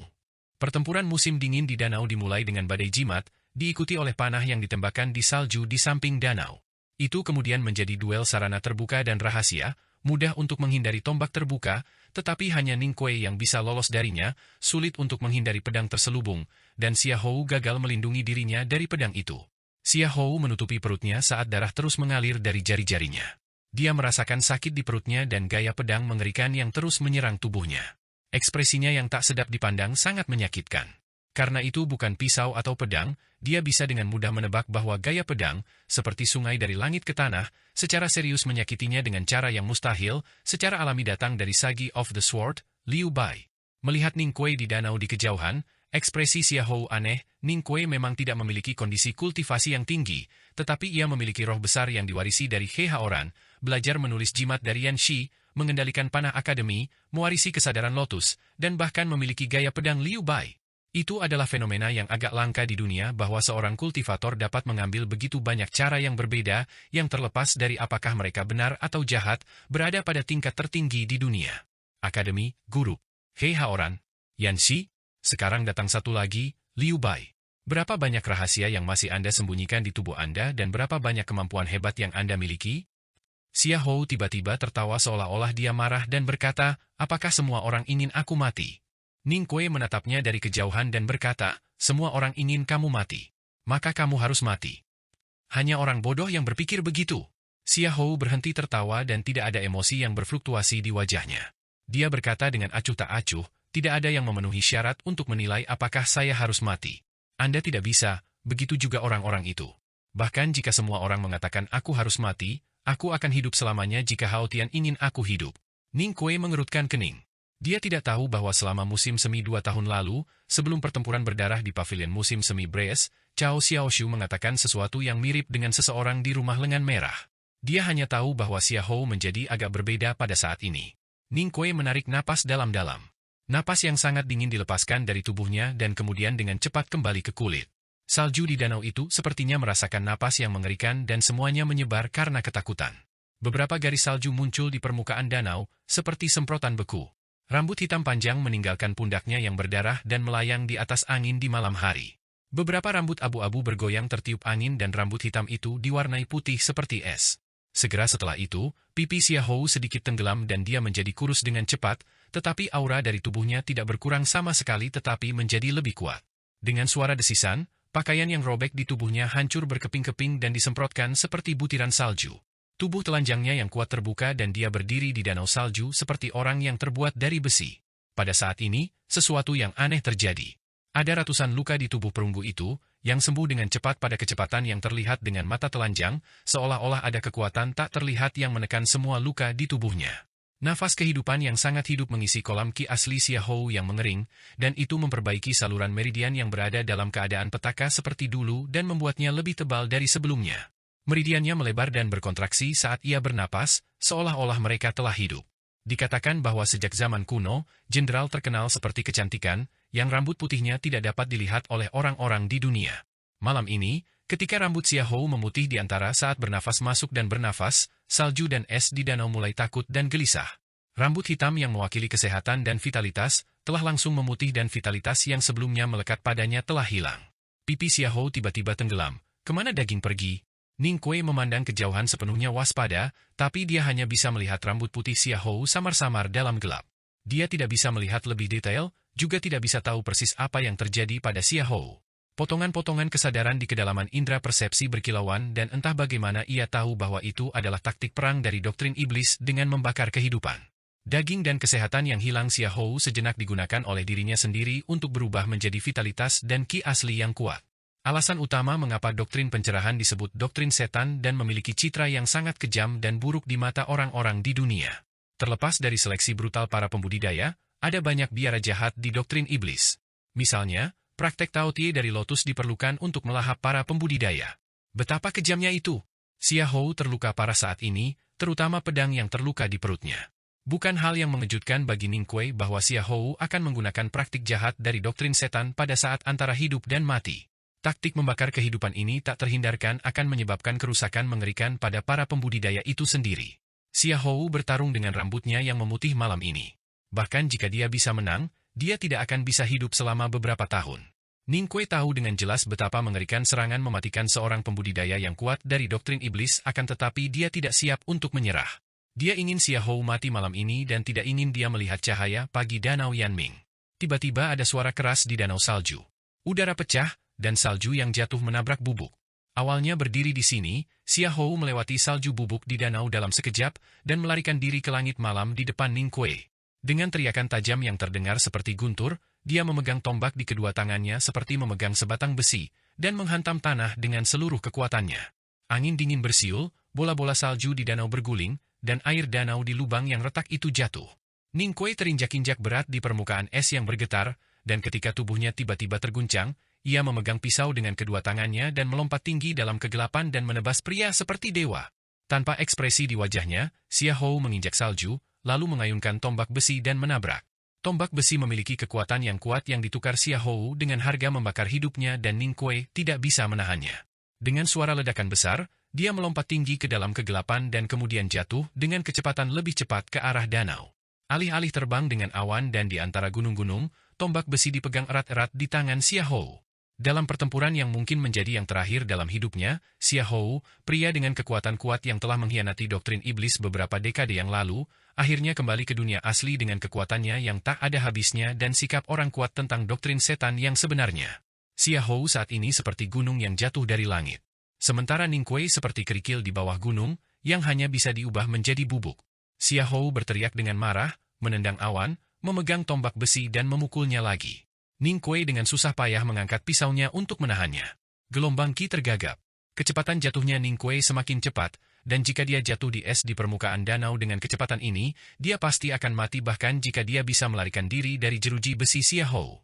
Tidak diketahui apakah itu karena keberuntungan atau karena perhitungannya sebelum dia melompat ke udara, dia jatuh di tanah teratai, di mana ada lusinan lubang yang telah hancur oleh ketel besi kecil. Di lubang yang gelap, air danau bergoyang gelisah, dengan topeng es tipis dan segar mengambang di atasnya. Ada cipratan, dan Ning Kuei menabrak air danau yang dingin yang berhembus ke lubang. Embusan angin bertiup dan Xiahou tidak ragu untuk terjun ke air dengan tombak besi. Salju yang terbang perlahan jatuh di tanah dan kedamaian dipulihkan di danau Yanming pada malam hari. Tidak ada lagi suara gemuruh pedang dan tombak atau dua sosok yang bertarung dengan nyawa mereka dipertaruhkan. Suara air danau yang berfluktuasi dari tanah teratai tampak lebih dingin dari sebelumnya. Sang-sang, yang berdiri di tebing di pantai selatan danau, memanjat keluar dari bawah payung hitam besar dengan susah payah. Melihat danau musim dingin yang terpencil, dia ketakutan dan khawatir, dengan wajahnya yang pucat berlumuran darah. Berdiri di samping jembatan kayu, Chen Pipi, Tang Xiaotang dan Ye Hongyu memandang danau yang tenang. Tidak ada yang berbicara dan napas mereka seperti alang-alang di musim dingin di samping jembatan, kadang-kadang bergoyang dan diam untuk waktu yang lama. Di istana, Kaisar memeluk istrinya tanpa ekspresi. Li Qingshan dan Huang yang berdiri di pavilion. Huang yang mengangkat tangannya dari bel kuno dan kemudian tetap diam di salju. Di depan jembatan salju, alis perak sushi berkibar liar di angin di malam hari. Kakak kedua duduk bersila di jembatan di salju dan menundukkan kepalanya dan ekspresi wajahnya tidak bisa terlihat. Di hutan musim dingin, biksu-bisu yang tertutup salju tidak bersuara tetapi kicau jangkrik di hutan menjadi lebih lembut dari sebelumnya. Di tembok kota, Kakak sulung dan Yesu memandang ke arah Danau Yanming dan tetap diam sampai salju di dinding di depan keduanya begitu deras sehingga tersebar ke rumah-rumah di bawah tembok. Seluruh kota Chang'an diam. Orang-orang di kota tahu bahwa Xia Hou dan Ning Kuei berada di bawah permukaan danau es, mengejar atau membunuh di air dingin, tetapi tidak ada yang tahu persis apa yang terjadi di sana. Setelah waktu yang lama, suara naik dari danau salju. Suara itu seperti pintu kayu tua yang perlahan dibuka atau meja batu yang berat diseret ke tanah. Itu adalah suara lembut tapi memecah keheningan seluruh Chang'an. Sebuah tonjolan muncul di danau salju. Kemudian suara lembut itu menjadi suara keras. Permukaan es danau Yanming melengkung dari waktu ke waktu dan kemudian jatuh. Tampaknya ada raksasa tak terlihat yang terus-menerus memalu dari air danau di bawah, mencoba memecahkan permukaan es. Lapisan es yang sangat tebal itu seperti luka yang ditabrak oleh kekuatan besar dan melengkung ke es di dekatnya. Air danau terus bergulir dan mengeluarkan suara seperti tsunami. Danau es yang sebelumnya sunyi dan damai tiba-tiba menjadi sangat menakutkan dan luar biasa, dengan badai yang dahsyat dan tak berkesudahan. Sebuah bayangan gelap terbang keluar dari celah di permukaan es tetapi menabrak salju. Itu adalah Ning Kuei yang seragam hitamnya sudah basah dan tercabik-cabik yang tidak bisa menyembunyikan tubuhnya. Tubuhnya yang telanjang penuh darah belang-belang yang tidak bisa tersapu oleh air danau. Dia tidak berhenti sejenak dan bergegas menuju tebing. Beberapa saat kemudian, permukaan seragam hitam mulai membeku. Dibandingkan dengan dunia gelap dan dingin sebelumnya di bawah danau, dunia di luar danau itu seperti taman untuk Haotian. Ketika berlari seperti melarikan diri dari pembunuhan, Ning Kuei memikirkan teman yang telah kembali ke Haotian sebelumnya dan dia berpikir bahwa dia tidak bisa sepenuhnya percaya pada kecerdasan Darky. Xia Hou sama sekali tidak takut air. Itu adil untuk mengatakan bahwa orang yang kuat di puncak seni bela diri tidak akan tenggelam bahkan dia tidak bisa berenang. Pada saat ini, suara keras terdengar di belakangnya. Lapisan es yang tebal terangkat dan air danau yang dingin membentang di atas permukaan, ombak besar seperti salju tampak membanjiri dan menenggelamkan seluruh dunia. Dalam gelombang salju yang mengerikan, Xia Hou muncul, seperti monster yang kuat di laut. Dia menginjak air dingin dan terbang lebih dari 10 kaki dan menghancurkan tombak ke punggung Ning Kuei. Ning Kuei berbalik dalam sekejap dengan tangan kanannya menggenggam gagang dan tangan kiri memegang sisi pisau yang lain. Dia dengan kuat berdiri di belakang pedangnya, siap untuk serangan Xia Hou. Suara retak, pergelangan tangan kirinya patah. Pisau itu jatuh dengan berat di bahunya. Dia menolak dengan bahu. Xia Hou memperburuk serangan dengan tombak besinya. Retak lain. Ning Kuei merasakan sakit yang tajam di bahu kirinya dan tidak bisa lagi menahan kekuatan besar. Dia berlutut dengan satu kaki, mengenai tanah es yang keras dengan retakan dan tiba-tiba menjadi pucat. Kepucatan menunjukkan bahwa ia menderita rasa sakit yang luar biasa. Namun, tidak ada bayangan kematian di matanya tetapi kecerahan yang besar. Dengan raungan seperti binatang buas, Ning Kuei tampaknya mengubah rasa sakit menjadi kekuatan yang tak terduga saat ini. Sambil membalikkan pergelangan tangan kanannya, dia mengepalkan tangan kirinya yang terluka dan sangat menabrak bilahnya. Dua tindakan sederhana itu tampaknya menghidupkan kembali podao berat di tangannya yang merangkak di sepanjang tombak besi Xia Hou seperti ular yang hidup. Dengan serangkaian gerakan, tombak itu ditekan di bawah pedang Ning Kuei.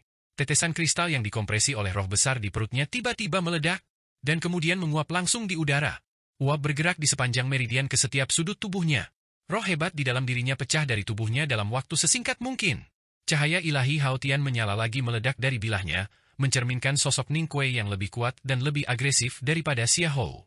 Cahaya ilahi bersinar di pipi ramping dan aneh Xia Hou, jelas menerangi matanya dan bahkan ekspresi mengejek dingin di dalam. Xia Hou tahu itu adalah tembakan terakhir Ning Kuei, tapi dia tidak merasa takut. Seperti yang dia katakan sebelumnya, bahwa tidak seperti He Haoran, roh besar Ning Kuei tidak dapat dibandingkan dengan yang asli. Dia menatap wajah pucat Ning Kuei dan menangis dengan dingin. Anda hanya memiliki gaya pedang Liu Bai, bukan pedangnya.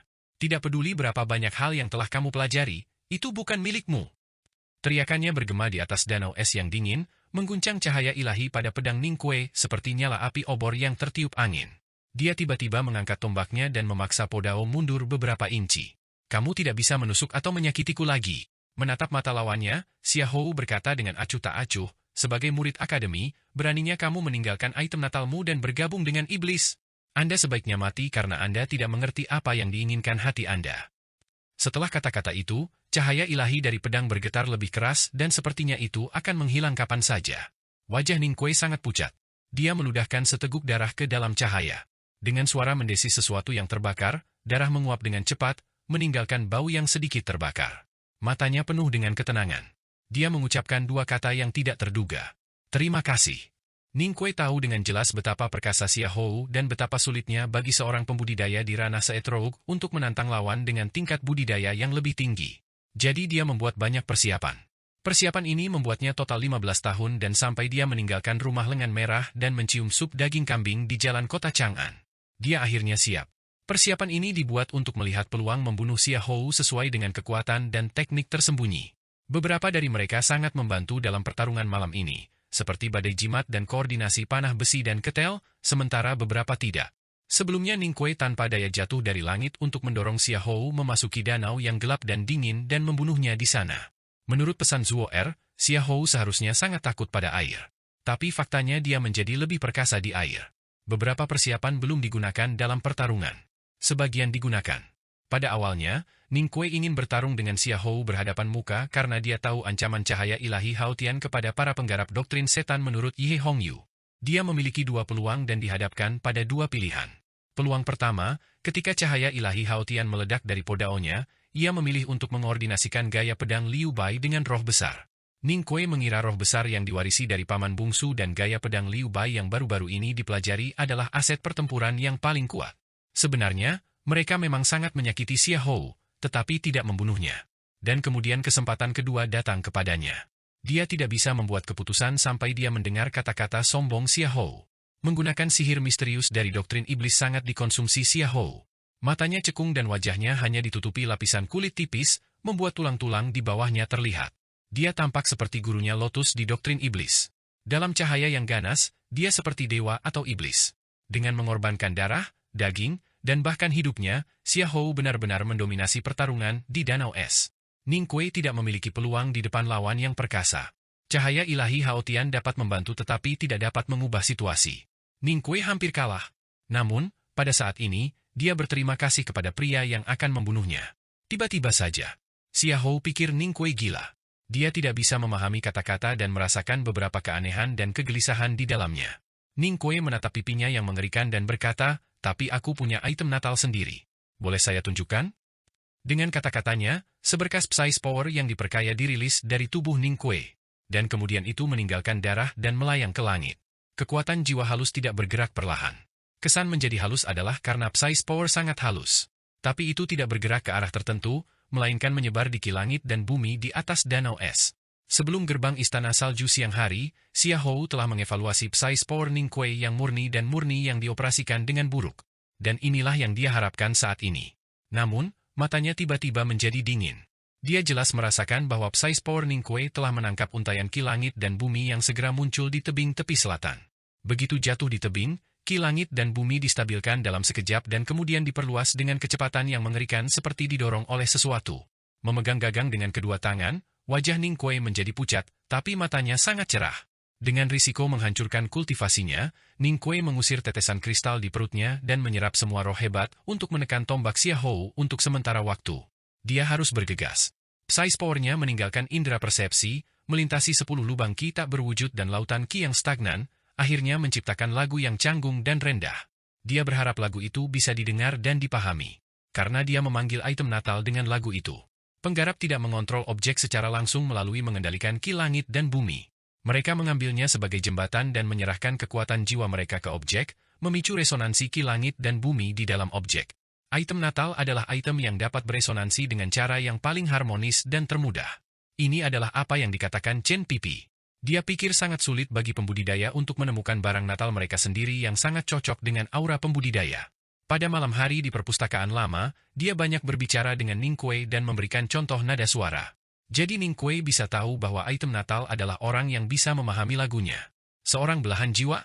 Sword Masters mengambil pedang sebagai item Natal mereka seperti pedang dahe milik Liu Bai. Sebagai sagi pedang terkuat di dunia, dia bisa menggambar Natal Sword-nya di atas kertas. Talisman Masters mengambil jimat sebagai item Natal mereka seperti Jing Fu milik Master Yan Shi.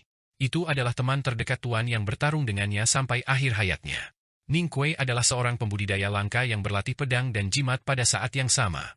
Benda Natal miliknya bukanlah pedang, jimat, alat tulis kaligrafi, atau bahkan perhiasan perak favoritnya. Item Natalnya adalah pelayan wanita kecil. Seorang hamba perempuan yang memiliki wajah agak gelap dan rambut kuning. Di Danau Es, Psy Power Ning Kuei mengendalikan ki langit dan bumi dan datang ke Gunung Yanming. Lagu itu dimainkan tanpa suara di tepi tebing. Chen Pipi pernah berkata lagu Ning Kuei agak buruk dan sulit dipahami. Karena jaraknya, suaranya sangat tidak jelas dan tidak jelas. Tapi Sang Sang merasakan kekuatan jiwa. Dia mendengar lagu itu dan memahaminya. Meskipun tidak ada nada suara yang nyata di Gunung Yanming, dia jelas mendengar lagu yang digunakan Ning Kuei untuk bersenandung ketika membawanya di punggungnya dan memanjat di Gunung Min yang dalam beberapa tahun yang lalu. Ning Kuei tidak tahu apa-apa tentang musik. Alasan mengapa dia tidak merasa malu untuk menyenandungkan lagu itu adalah karena Sang Sang suka mendengarnya ketika dia tidak bisa tidur. Lagu itu lagu pengantar tidurnya. Sang Sang ragu berdiri di tebing dengan payung hitam besar. Menatap cahaya di danau es, dia tidak begitu mengerti apa yang terjadi, tapi dia mengerti panggilan dalam kekuatan psikis Ning Kuei, atau mungkin orang bisa mengatakan, sebuah undangan. Ning Kuei mengundangnya ke koneksi terdekat yang berarti kepatuhan total yang tidak dapat dipisahkan oleh bayang-bayang kematian atau ancaman yama. Setiap kehidupan sadar akan secara naluriah menolak koneksi dominan ini. Dan bahkan dalam penerimaan, mereka akan melalui perjuangan yang lama. Tetapi Sang Sang tidak ragu-ragu atau berjuang sama sekali. Dia langsung menyetujui undangan itu. Karena dia adalah pelayan wanita kecilnya. Tangan kanan Sang Sang merasakan angin dingin di malam hari. Sinar cahaya muncul di ujung jari telunjuknya. Berangsur-angsur menjadi lebih cerah dan berubah menjadi api redup yang warnanya putih murni. Tidak ada jejak kotoran dalam nyala api dan itu terlihat suci. Kemudian nyala api suci yang sama juga muncul di ujung 4 jari lainnya dan menyinari tangan kecilnya yang gelap menjadi warna yang sangat putih. Api suci adalah cahaya ilahi Haotian. Cahaya ilahi Haotian di antara jari-jarinya menyala ketika angin mulai bertiup. Lebih banyak nyala api murni keluar dari jahitan baju barunya, wajahnya yang gelap dan ujung rambutnya yang kekuningan. Cahaya segera menyelimuti tubuh kurusnya. Payung hitam besar yang dipegang di tangannya tampaknya telah merasakan sesuatu, jadi perlahan-lahan menutup sendiri meskipun tidak ada angin sama sekali dan bersandar pada kakinya. Tebing di sebelah danau Yanming sangat cerah. Sang Sang sangat cerah. Sinar tak terbatas dari cahaya ilahi Haotian mengalir keluar dari tubuhnya yang kurus. Itu menerangi tebing bersalju di depannya dan danau berantakan di bawah tebing. Itu bersinar di dinding yang hancur di seberang danau dan jembatan yang tersembunyi di semak-semak di pantai barat. Itu juga bersinar pada biksu di hutan musim dingin di pantai timur dan menerangi seluruh kota Chang'an. Cahaya murni dan panas melesat dari danau ke langit dan menyebar ke setiap sudut di kota Chang'an. Seolah ada fajar yang megah datang, malam yang tenang menjadi seterang siang hari. Itu di tebing di sebelah danau Yanming. Tampaknya cahaya ilahi Haotian sama sekali tidak panas, karena rambut Sang Sang maupun pakaiannya tidak terbakar. Tetapi sulit untuk percaya itu, karena kobaran api begitu tegang dan panas. Noda darah di pakaiannya dibersihkan oleh api, begitu pula kotoran dan salju di sepatunya. Mereka begitu bersih sehingga mereka bahkan terlihat transparan. Mereka setransparan dirinya. Pada hari normal di tahun ke-14 era Tianqi, seorang lelaki tua yang melarikan diri dari Istana Ilahi Bukit Barat, tiba di kota Chang'an. Dia membeli semangkuk mie panas dan asam, tetapi setengahnya ditumpahkan padanya dan mengotori pakaiannya. Dia bertemu dengan seorang gadis yang gelap dan kurus di toko sikat tua di Jalan Lin 47 dan sejak itu, dia tidak pernah ingin meninggalkannya lagi. Pria tua itu memandangnya dan mengikutinya. Dia mengatakan kepadanya bahwa itu adalah waktu yang tepat dan mengajarkan padanya semua yang telah dia pelajari dalam hidupnya. Dan dia pernah berseru bahwa dia belum pernah bertemu sesuatu yang lebih bersih dan lebih transparan darinya. Karena itu, Sang Sang transparan. Oleh karena itu cahaya ilahi Haotian yang menyebar dari tubuhnya tidak akan memantul atau menghilang. Itu sama suci dan bersihnya dengan cahaya ilahi yang asli. Ada orang lain yang bekerja keras dan mempelajari keterampilan ilahi Haotian seperti Ye Hongyu yang unggul dalam hal itu. Tapi tidak ada yang bisa menyebarkan cahaya ilahi Haotian yang lebih murni daripada Sang Sang. Karena dia adalah penerus cahaya. Dia adalah putri cahaya. Bulu di pantai barat tampak seperti batu giok putih di bawah cahaya murni. Ye Hongyu berpegangan erat-erat. Dia terkejut oleh kecemerlangan yang menyilaukan di danau dan menjadi terdiam. Dia tahu Sang Sang belajar keterampilan ilahi dan dia bahkan mendiskusikannya dengannya. Tetapi dia tidak pernah menyadari bahwa kemampuannya dalam keterampilan ilahi harus begitu kuat. Saat itu tengah malam, yang membuatnya tidak mungkin untuk mendapatkan cahaya dari Haotian. Jadi dia tidak mengerti bagaimana dia bisa menyebarkan begitu banyak cahaya. Bahkan jika Sang Sang adalah satu-satunya penerus Dewa Cahaya dan Istana West Hill benar-benar ingin dia kembali ke Gunung Peach, Ye Hongyu masih tidak mengerti bagaimana dia melakukannya. Tidak ada yang bisa memahami cahaya di danau. Yesu, yang berdiri di tembok kota, juga tidak bisa memahaminya, tetapi tidak seperti saudara perempuannya, dia bahkan tidak mencoba untuk melakukannya. Melihat cahaya di langit dan merasakan aura di danau, penerus biara Zisho ini penuh kejutan dan kekaguman. Dia bergumam, betapa murni cahayanya. Kakak sulung berdiri di sampingnya dan melihat ke arah Danau Yanming. Dia tidak terkesan oleh cahaya dan dia juga tidak tersenyum. Dia terlihat agak serius dan sepertinya dia khawatir tentang sesuatu. Di bawah jembatan bersalju di luar kamp militer, tentara dari pengawal kerajaan Yulin dan pembudidaya dari administrasi pusat kekaisaran memandangi arah Danau Yanming dengan kaget. Cahaya mengkilap mengungkapkan ekspresi mereka. Sushi menatap perlahan ke arah sinar indah di awan hitam. Wajahnya yang keriput penuh kebingungan. Saudara kedua sedang duduk di jembatan. Dia menundukkan kepalanya pada siang hari dan hampir sepanjang malam. Tapi sekarang dia juga menatap cahaya di danau dan senyum tulus melintas di wajahnya. Dia memandang Sushi dan berkata, ini adalah keajaiban. Meskipun itu tidak diciptakan oleh akademi, itu masih keajaiban. Ketika saudara kedua naik ke puncak Gunung Wuming setelah kematian Tuan Yanshi dan Imam Besar Ilahi Cahaya, dia melihat pelayan wanita kecil itu menyendok abu ke dalam guci dengan tangannya. Dan terlepas dari kasihan, dia juga merasa bahwa suatu hari dia akan menciptakan keajaiban. Dia bahkan berdebat dengan kakak sulung, yang paling dia hormati, karena perasaannya. Setelah melihat bahwa mukjizat itu benar-benar terjadi, dia mulai tersenyum. Di hutan musim dingin di pantai barat, kinian ditutupi oleh ribuan kepingan salju yang setipis sayap jangkrik. Dia tampak seperti patung yang terbuat dari es dan tidak peduli seberapa kuat pertarungan di danau itu, dia, World Wayfarer of Buddhist Sekte masih diam. Dia bertarung melawan orang di belakang suara jangkrik dan menunggu hasil pertarungan dengan damai. Tapi dia tiba-tiba membuka matanya ketika cahaya ilahi Haotian muncul di tebing, membuat kepingan salju jatuh dari kelopak matanya. Matanya yang lembut dan penuh tekad penuh dengan ekspresi yang rumit. Ekspresi itu adalah kebaikan, kedamaian dan keraguan. Namun pada akhirnya, mereka terpesona. Suara lemah Tonggeret yang menghantui hutan juga berubah. Irama itu terdengar sangat dingin dan bahkan penuh dengan rasa jijik, tetapi nadanya memuaskan. Itu di bawah paviliun keluar dari istana bersalju di Istana Kekaisaran. Li Qingshan, pemimpin bangsa Tang, tiba-tiba berhenti membelai jenggotnya dan bahkan menarik beberapa helai janggutnya karena kaget. Dia tampak sangat terkejut ketika cahaya menerangi langit yang gelap. Master Huang yang berdiri di sebelah bel salju, memandang ke arah danau dan sedikit membuka mulutnya. Seruannya dilantunkan sebagai kata Buddha dan telapak tangannya menepuk permukaan bel secara tidak sadar. Salju tipis di permukaannya pecah dan jatuh ke tanah. Suara nyaring dan merdu yang dibuat oleh lonceng melayang ke kejauhan di malam yang meringankan. Dunia di mata Sangsang berwarna putih. Itu putih murni dan tanpa celah. Itu adalah warna cahaya. Tapi matanya tidak berlama-lama di dunia cahaya murni, mereka menonton sosok di danau dan merasakan pesan yang dikirim kekuatan jiwa seseorang. Size powernya memanggil sesuatu dengan putus asa. Sangat serakah, begitu lapar dan bahkan panik. Itu seperti iblis yang ingin memakan darah dan dagingnya. Sangsang merasakannya, tetapi dia tidak ngeri. Dalam nyala cahaya ilahi Haotian, dia membuka dunia mentalnya dengan damai dan menunjukkannya kepada Ning Kuei. Beberapa pemikiran sudah menjadi instingnya. Semua yang dia miliki, pikirannya, dagingnya, cahaya ilahi dan hidupnya semua milik Ning Kuei. Dia bisa membagikannya atau bahkan mengorbankannya tanpa ragu-ragu. Jika demikian, lalu mengapa dia bahkan perlu panik? Dia adalah kehidupan Ning Kuei dan kehidupan Ning Kuei adalah miliknya. Tidak peduli berapa banyak yang dia inginkan, dia akan selalu memberikannya kepadanya. Bahkan jika dia menginginkan semua itu dan bahkan jika dia menginginkan hidupnya.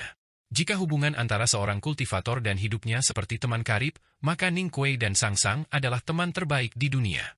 Mereka tidak menikmati musik bersama, tetapi mereka berbagi kehidupan sehari-hari. Mereka berbagi kebahagiaan dan kesedihan, mereka berbagi pandangan dan pikiran dan mereka berbagi hidup dan mati. Mereka tidak pernah perlu mencoba untuk saling memahami, karena mereka secara alami dapat. Jika seorang kultivator dan hidupnya dekat, maka Ning Kuei dan Sangsang adalah orang terdekat di dunia. Mereka telah hidup bersama sejak mereka masih muda. Mereka telah tidur di ranjang yang sama selama bertahun-tahun. Jika dia mengangkat alis, dia akan tahu bahwa dia bangga dengan kaligrafinya yang indah yang ditulis oleh cabang. Jika dia tersenyum konyol, dia akan tahu dia telah melukai jarinya ketika mencuci. Jika benar-benar ada jalan surga dan takdir, maka fakta bahwa mereka bertemu 15 tahun yang lalu di daerah Hebei dalam kelaparan adalah apa yang telah ditetapkan takdir. Mereka mulai berbagi kehidupan mereka satu sama lain sejak saat itu dan akan melakukannya selamanya. Ini adalah takdir mereka.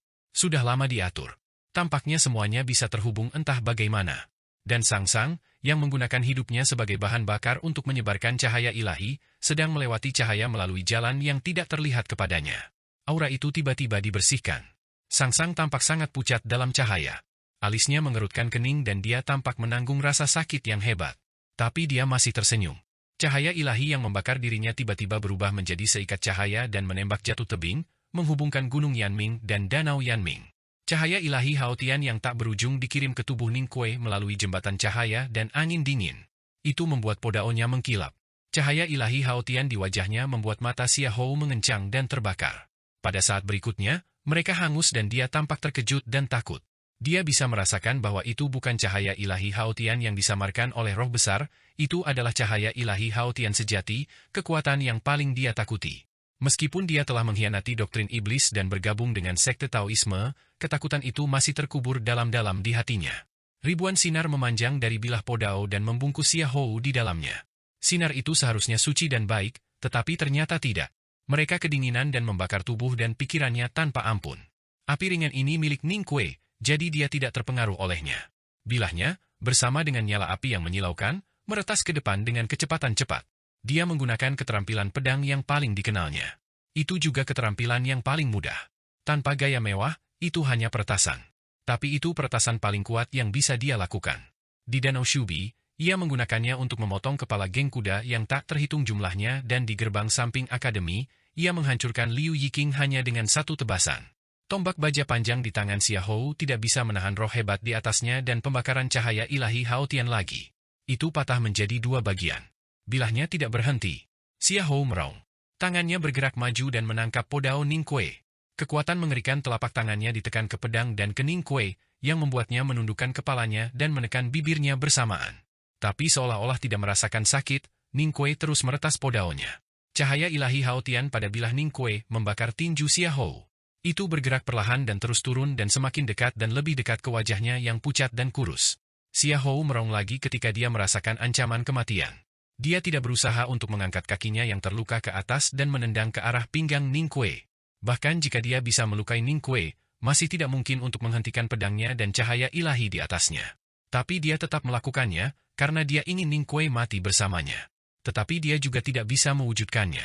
Ketika kakinya hendak menyentuh pinggang Ning Kuei, aura bergerak di sepanjang kakinya dan memasuki tubuhnya. Itu masuk ke indera persepsinya dan menciptakan bau darah di mulut dan hidungnya. Xia Hou sangat akrab dengan aura itu, karena dia sudah merasakannya sebelumnya. Tetapi itu juga sangat aneh baginya, karena dia tidak merasakannya selama bertahun-tahun. Aura berdarah itu begitu dingin dan begitu jauh darinya. Rasanya seperti aura berdiri di langit dan menatapnya. Lalu Xia Hou mendengar suara jangkrik. Dia telah mendengarnya di siang hari di istana, tetapi dia pikir itu hanya halusinasi.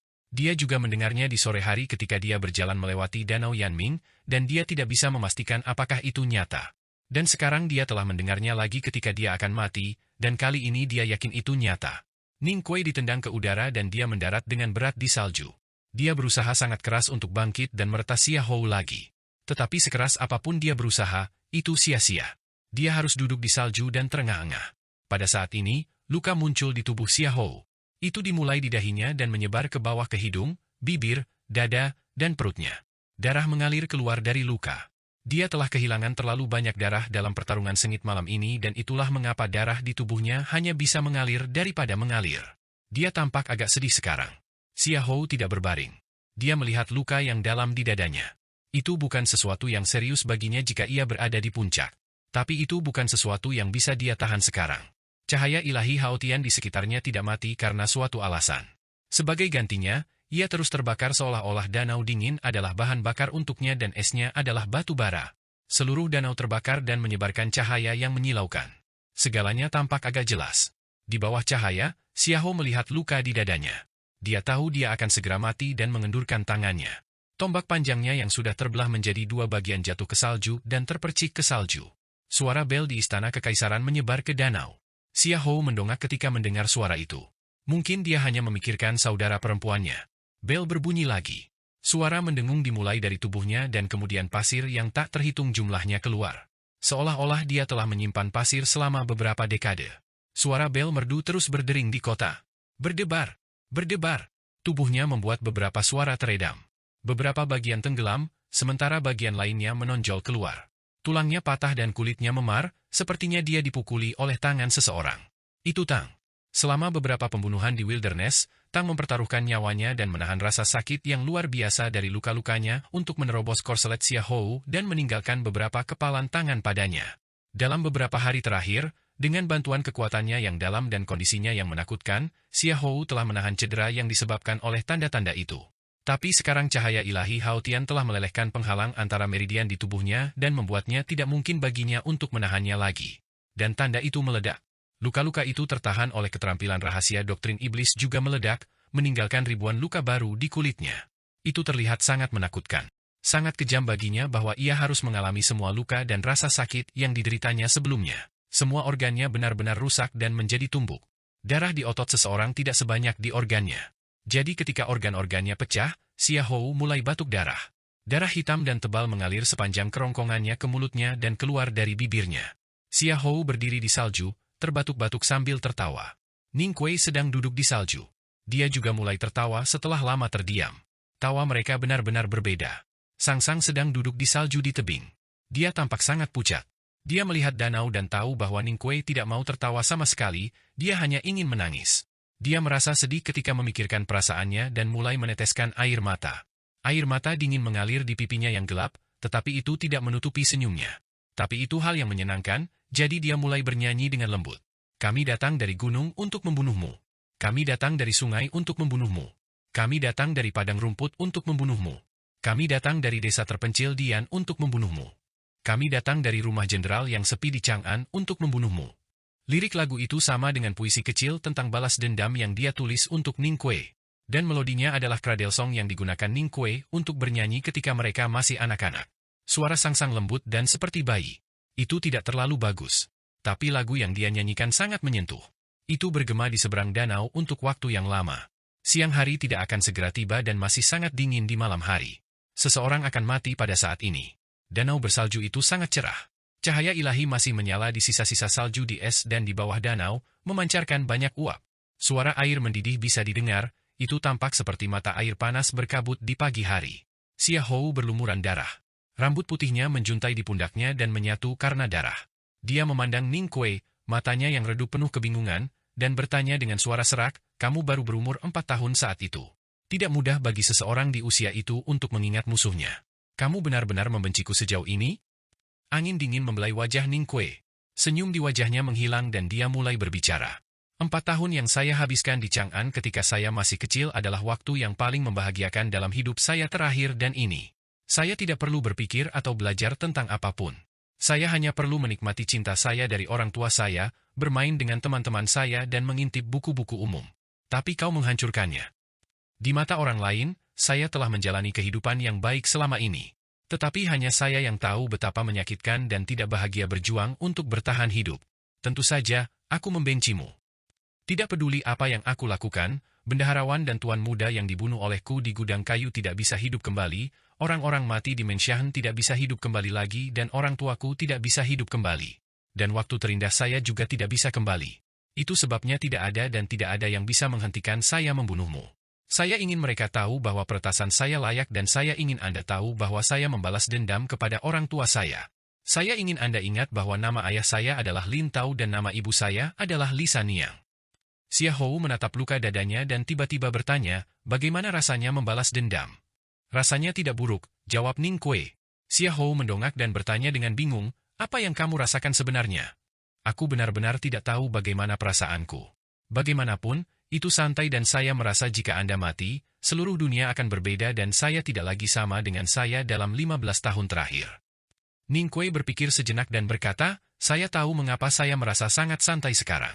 Itu karena setelah kematianmu, aku akan punya lebih banyak waktu untuk menulis kaligrafi dan menghasilkan uang. Saya tidak harus menulis banyak jimat yang membosankan setiap malam. Dan saya bisa pergi ke rumah Red Slaves cukup sering untuk menikmati musik di sana, daripada tinggal di belakang gunung dan mendengarkan musik Senior Brothers. Aku masih akan berkultivasi setelah kematianmu. Tetapi saya tidak harus melakukannya hanya untuk membuat diri saya lebih kuat, saya bisa melakukannya karena minat saya sendiri atau cinta saya pada Taoisme. Saya tidak harus tinggal di Chang'an atau kota Wei, menatap punggung Anda dan menunggu pertarungan terakhir antara Anda dan saya. Saya bisa pergi ke kerajaan Jin Selatan atau Balai Ilahi, untuk melihat dunia dan orang-orang. Melihat Xia Hou, dia berkata dengan serius, setelah kematianmu, aku tidak perlu memikirkan bagaimana aku bisa membunuhmu lagi. Hanya dengan cara ini, saya dapat memperoleh kebebasan sejati dan melakukan hal-hal yang benar-benar ingin saya lakukan. Xia Hou tertawa. Tawanya sedih dan ekspresinya aneh. Kebebasan. Xia Hou menatap Ning Kuei dengan iba dan mengejeknya. Sebagai siswa Taoisme, Anda telah bergabung dengan doktrin iblis dan terbenam dalam-dalam. Anda seperti saya ketika saya mengkhianati doktrin iblis. Anda telah memilih jalan yang sama dengan saya dan Anda ditakdirkan untuk berjuang dalam cahaya terang dan gelap seperti yang saya lakukan. Anda tidak memiliki kebebasan sama sekali, apalagi kebahagiaan. Ning Kuei menggunakan podaonya sebagai tongkat untuk menopang tubuhnya yang lemah. Dia berdiri dengan susah payah dan berkata kepada Xia Hou, "Akademi bukanlah doktrin pencerahan dan aku bukan kamu." Tanpa pemahaman mendalam tentang akademi, seseorang tidak akan pernah bisa memahami akademi dan sikap kepala sekolah yang benar terhadap doktrin iblis. Ning Kuei tidak pernah khawatir bahwa dia akan berbagi nasib yang sama dengan karakter utama dalam cerita. Tentu saja akademi bukanlah doktrin pencerahan. Dan kepala sekolah tidak akan peduli dengan apa yang dipelajari muridnya, karena dia adalah yang paling berpikiran terbuka. Dan tentu saja, Anda bukan saya, karena Anda bahkan bukan manusia. Cahaya di mata Xia Hou adalah redup seperti kunang-kunang yang sekarat di angin dingin. Tapi sekarang matanya menyala lagi. Dia berseru, "Kamu adalah anak Yama." 15 tahun yang lalu, ketika Dewa Cahaya berpikir bahwa anak Yama lahir di Istana Jenderal Xuanwei, Istana Ilahi Bukit Barat telah mengirim Xia Hou untuk membunuhnya.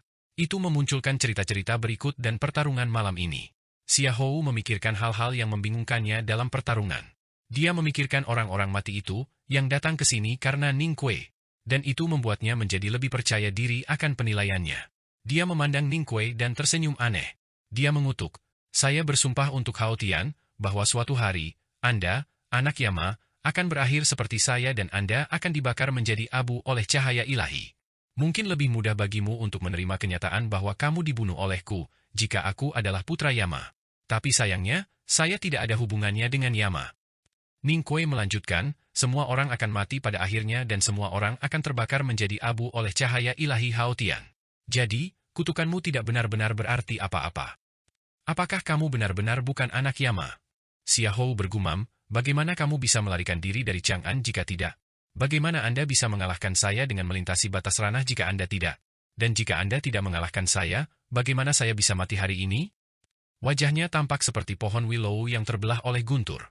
Itu kusut bersama-sama dan penuh keengganan dan kebingungan. Dia masih bertanya-tanya, jika Ning Kuei bukan putra Yama, bagaimana dia bisa beruntung untuk berhasil melewati batas antara kondisi budidaya dan membunuh pembangkit tenaga listrik seperti dia? Jenderal Xia Hou yang sombong dan keras kepala itu tampak seperti seorang lelaki tua yang tinggal di desa itu, yang hanya peduli menemukan pencuri yang telah menendang pintu seorang janda pada malam sebelumnya. Dia mendongak dan berkata dengan sakit, "Saya tidak ingin mati." Ning Kuei berkata, "Tapi aku ingin kamu mati." Tidak ada yang mau mati. Kebanyakan orang mati secara tidak wajar, karena yang lain ingin mereka mati. Xia Hou tidak ingin mati, dia masih ingin hidup dan menikmati kehormatan dan kekuatan yang dulu dia miliki. Tapi Ning Kuei ingin dia mati. Dia telah memikirkannya selama 15 tahun, di mana setiap hari sepanjang 1 tahun baginya. Dan Xia Hou meninggal. Xia Hou jatuh ke belakang, tubuhnya menyebarkan uap. Dengan percikan, dia jatuh ke danau. Permukaan danau yang dingin itu mendidih karena cahaya ilahi Hao Tian. Itu tampak seperti sumber air panas di lembah Dian, atau semangkuk besar sup. Tubuh Xia Hou mengambang di danau yang mendidih. Matanya terbuka lebar, wajahnya yang berdarah penuh kebingungan dan keengganan dan pipinya yang pucat sedikit demi sedikit berubah menjadi warna merah. Bertahun-tahun yang lalu, di kamp militer di kaki Gunung Min, mantan Saint Suci Murong Lin Xuang mengejutkan dunia dengan tariannya Tian Moku. Semua pusat kekuatan dari Istana Ilahi Bukit Barat berkumpul di sana dan perang di lembah itu menakutkan. Xia Hou tidak ragu untuk membunuhnya dengan merebusnya di air, setelah itu ia mengkhianati doktrin iblis dan bergabung dengan Hao Tian Taois. Itu adalah titik balik dalam kehidupan Xia Hou, tetapi dia tidak akan pernah berpikir bahwa suatu hari dia akan direbus seperti wanita itu. Jika jalan surga benar-benar ada, mungkin seperti inilah sirkulasi itu. Mayat Xia Hou masih bergerak di air mendidih. Ning Kuei tiba-tiba berkata, "Siapa yang bilang kita hanya bisa makan sup jeroan ayam itik di Winter Solstice Festival? Siapa bilang tombak tanpa tombak tidak pernah bisa membunuh seseorang?" Ini adalah apa yang dia katakan kepada Ye Hongyu ketika mereka makan sup domba di musim gugur. Ye Hongyu bisa melihat apa arti kalimat pertama, tapi dia tidak bisa mengerti yang kedua. Hari ini adalah Winter Solstice Festival dan itu adalah waktu yang tepat untuk sup jeroan ayam itik. Uap basah di atas danau membuatnya tampak seperti semangkuk besar sup atau ruang mandi di halaman rumah lengan merah, tempat Ning Kuei pertama kali membunuh seseorang untuk membalas dendam. Dia adalah sensor Zhang Yiki. Ning Kuei merasa sangat hangat, damai dan santai. Dia merasa seperti baru saja selesai mandi dan setiap pori di kulitnya terbuka. Dan setelah itu, dia juga makan semangkuk besar sup daging kambing dengan saus tahu dan ketumbar. Siapa bilang anak penjaga tidak bisa membalas? Dan siapa bilang seseorang di ranah Setroug tidak bisa melewati penghalang negara untuk membunuh seseorang di ranah Knowing Destiny? Dia berbalik dan berjalan menuju tepi selatan Danau Yanming. Dia mengangkat lengannya untuk menyeka wajahnya, dan wajahnya terutama matanya menjadi sangat merah. Tidak ada yang tahu apakah dia menyeka air matanya atau debu di wajahnya. Sangsang sudah memanjat tebing dan pergi ke danau bersalju. Tubuh kurusnya sudah sangat lemah sekarang, tapi dia masih perlu membawa payung hitam besar dan kotak panah yang berat. Sangat sulit baginya. Melihat sosok di depan, keduanya mempercepat langkah mereka. Melihat wajah yang akrab, mereka merasakan begitu banyak emosi yang rumit dan tak satu pun dari mereka yang tahu harus berkata apa. Tanpa mengatakan apa-apa, Ning Kuei memegang Sangsang di tangannya. Dia memeluknya begitu erat sehingga wajah mereka ditekan bersama dan diputar sedikit. Masih ada jejak air mata di wajah mereka dan itu tampak sedikit lucu. Wajah Ning Kuei agak merah dan panas. Wajah Sangsang pucat dan dingin. Ketika mereka menempelkan wajah mereka bersama, itu nyaman dan damai bagi mereka berdua. Di tepi barat danau, Chen Pipi melonggarkan cengkeramannya dan menepuk pagar tempat tangannya meninggalkan noda darah. Dia terlalu khawatir ketika menonton Ning Kuei berkelahi bahwa dia telah melukai dirinya sendiri. Tang Xiaotang mengintip sosok hijau di ujung jembatan dan memegang tangan Chen Pipi. Mereka berjalan menuruni jembatan dan menuju dua yang memeluk di danau. Ye Hongyu berdiri di jembatan kayu. Dia melihat ke arah danau tanpa ekspresi dan menutup matanya. Sepertinya dia sedang memikirkan sesuatu dan alisnya sedikit berkerut. Di istana salju di istana kekaisaran, permaisuri berdiri di sebelah pintu dengan kosong. Wajah cantiknya penuh dengan air mata. Kaisar memeluknya dari belakang untuk menghiburnya. Tetapi air mata di matanya menjadi semakin dan dia berjuang untuk membebaskan dirinya dari pelukannya. Kaisar memeluknya erat-erat, jadi betapapun kerasnya dia berusaha, dia tetap tidak bisa lepas dari pelukannya, tetapi tentu saja itu bukan karena dia terlalu sedih atau terlalu lemah. Dia berbalik untuk memeluknya kembali dan menangis dalam pelukannya diam-diam.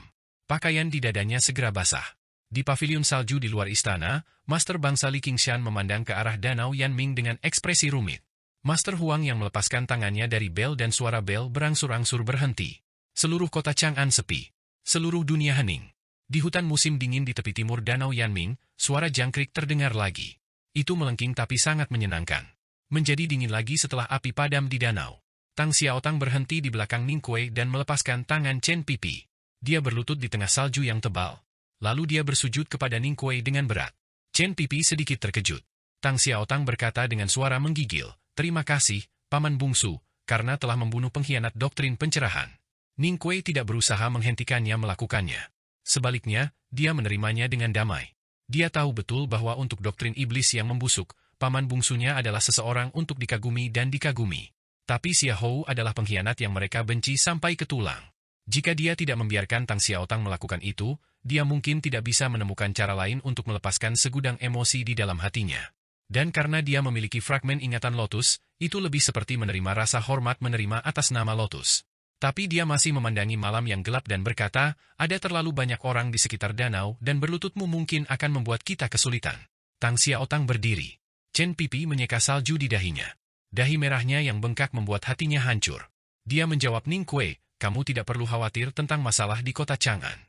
Ning Kuei tahu bahwa akademi selalu melindunginya selama ini, karena tidak ada gangguan sama sekali selama pertarungan. Setelah mendengar kata-kata Chen Pipi, dia tidak bisa menahan senyum dan merasa bangga, karena dia menyadari bahwa sebagai siswa akademi, dia tidak akan pernah menemui masalah di Chang'an. Tapi apa yang harus dia lakukan selanjutnya? Semua kebencian yang terkubur di dalam hatinya selama 15 tahun keluar ketika mayat Xia Hou tenggelam ke danau. Itu seperti uap di danau yang mendidih, tiba-tiba menghilang di udara.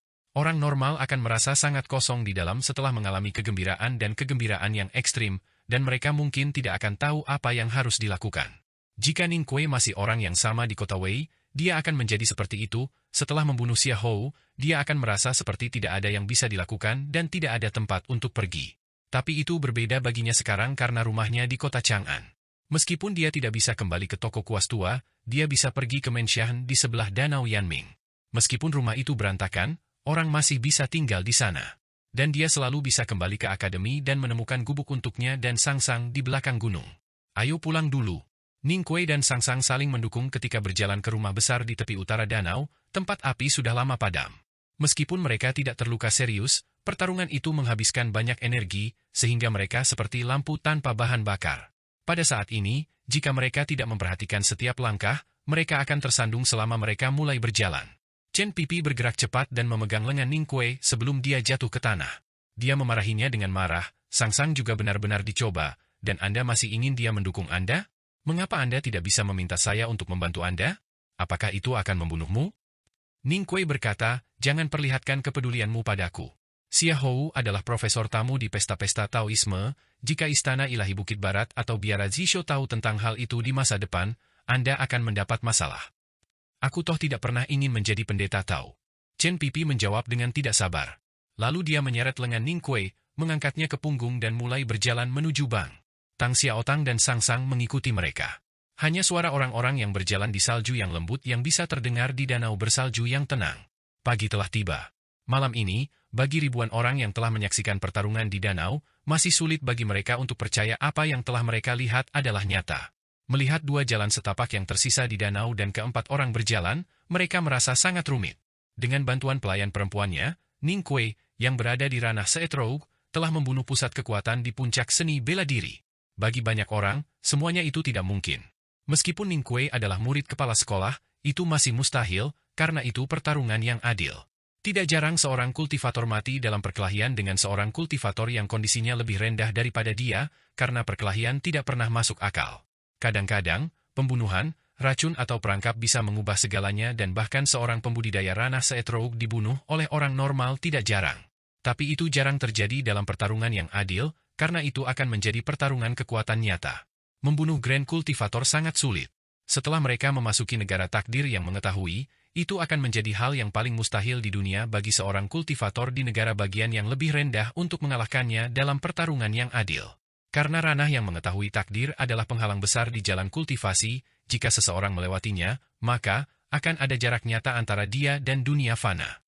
Menurut catatan di dunia kultivasi, hanya ketika tentara yang kuat memiliki bantuan kavaleri dan taktik yang dirancang dengan baik, mungkinkah untuk membunuh pembunuh ranah yang mengetahui takdir. Tidak pernah ada kasus seperti itu ketika seseorang melintasi penghalang dan membunuh seorang penggarap besar. Dikatakan bahwa Tuan He pernah melakukannya, tetapi tidak ada yang menyaksikannya. Orang-orang hanya tahu bahwa setelah pertarungan, musuhnya telah mati dan dia mengendarai keledai hitam kecilnya melanjutkan perjalanannya di ranah Seetrougnya. Itu berarti bahwa pertarungan antara Xia Hou dan Ning Kuei adalah pertama kalinya dalam ribuan tahun yang dapat digunakan untuk membuktikan bahwa seseorang dapat melewati penghalang antar ranah dan membunuh ranah yang mengetahui takdir. Jadi itu pasti akan direkam dalam gulungan di Istana Ilahi West Hill. Selama pertarungan, Ning Kuei telah menyiapkan banyak jebakan. Tetapi karena dia adalah master talisman, tidak ada yang meragukan cara bertarungnya, mereka hanya terkesan oleh keterampilan kuat yang dipelajari oleh siswa termuda di akademi. Tidak peduli badai yang disebabkan oleh jimat, 13 panah primordial atau guntur di tanah teratai, semuanya adalah sesuatu yang tidak dapat dipahami orang lain, oleh karena itu mereka terlihat sangat kuat. Meskipun Ning Kuei masih di ranah Seetroug, keterampilan yang dia gunakan sama kuatnya dengan keterampilan ranah mengetahui takdir. Fakta bahwa Sangsang mengubah malam menjadi siang hari juga membuat semua orang diam. Banyak orang yang telah menyaksikan pertarungan di Chang'an lebih kuat daripada Ning Kuei. Tetapi mereka sangat terkejut, terutama Ye Hongyu, yang telah menyaksikan pertarungan di jembatan kayu di tepi barat. Di dunia saat ini, dari semua orang muda di sekte Taoisme, sekte Buddha dan doktrin setan dan bahkan akademi, dia selalu yang paling kuat. Bahkan Pangeran Longqing, Biksu Guanhai dan Tang Xiaotang tidak bisa dibandingkan dengannya. Tetapi ketika melihat kinerja Ning Kuei dan Sangsang, dia tiba-tiba menyadari sesuatu. Jadi dia menutup matanya dan berpikir dalam diam. Bulu matanya berkibar tertiup angin dan dia tampaknya mengerti sesuatu. Di tembok kota, Yesu melihat ke arah danau Yanming dan berkata setelah lama terdiam, akademi ini benar-benar kuat, begitu juga orang ini. Setelah menyaksikan pertarungan sepanjang malam, Yesu telah menyaksikan guntur yang kuat, salju yang menari dan tabrakan semua jenis senjata, yang membuatnya mengubah pendapatnya tentang Ning Kuei. Pada awalnya, Ning Kuei hanya orang normal di matanya, lalu dia tampak tidak buruk, dan kemudian dia tampak sangat baik. Pada akhirnya, ketika dia berhasil membunuh Xia Hou, Yesu menyadari bahwa dia masih belum melihatnya dengan jelas. Dia bahkan tidak bisa menyembunyikan kekaguman dan penghargaannya pada Ning Kuei. Tentu saja Ning Kuei masih bukan tandingannya, penerus biara Zisho. Tapi dia masih sangat muda dan sudah bisa membunuh Xia Hou, yang mustahil bagi kebanyakan orang. Setelah beberapa tahun belajar di akademi, tidak ada yang tahu seberapa kuat dia pada saat itu. Apakah dia akan menjadi Tuan He lainnya? Kematian Xiahou sama sekali tidak mengubah suasana hati Yesu, dan meskipun Ning Kuei bisa menjadi Tuan He yang lain, ia akan menjadi lawan yang mengagumkan dan itu hanya akan membuatnya bahagia. Yang penting adalah dia tidak berpikir Ning Kuei akan menjadi Tuan He yang lain. Dia menoleh ke kakak sulung, apakah Anda masih tidak yakin? Kakak sulung bertanya, Istana West Hill telah menyebut itu penilaian yang terburu-buru. Mengapa Anda masih bersikeras mengatakan itu? Saya telah mengatakan bahwa saya percaya Dewa Cahaya mungkin membuat keputusan yang salah, tetapi dia tidak akan pernah membuat penilaian yang terburu-buru. Pada saat itu, mungkin guru saya menyadari bahwa putra Lin Guangyuan tidak mungkin putra Yama, jadi dia berpikir bahwa Dewa Cahaya membuat kesalahan besar. Dan kemudian Istana Ilahi meminta maaf kepada Tang. Tetapi bagaimana jika Dewa Cahaya benar, putra Yama berada di Istana Jenderal, dan jika dia bukan putra Lin Guangyuan, lalu siapa dia? Yesu menatapnya dan berkata tanpa ekspresi, kamu tahu betul siapa dia. Kakak sulung berkata, jika tidak ada bukti, maka itu tidak benar. Yesu berkata, semua orang selain Ning Kuei sudah mati. Ini buktinya. Kakak sulung tidak mengatakan apa-apa. Kata-kata Yesus sederhana. Sepertinya kata-katanya tidak masuk akal, tapi kamu tidak bisa berdebat dengannya. Dia bisa bertahan dalam keadaan apapun, bahkan jika tidak ada cara dia bisa lolos dari kematian. Jika dia bukan putra seorang dewa yang dilindungi oleh Hao Tian, maka dia akan menjadi karakter utama dalam cerita.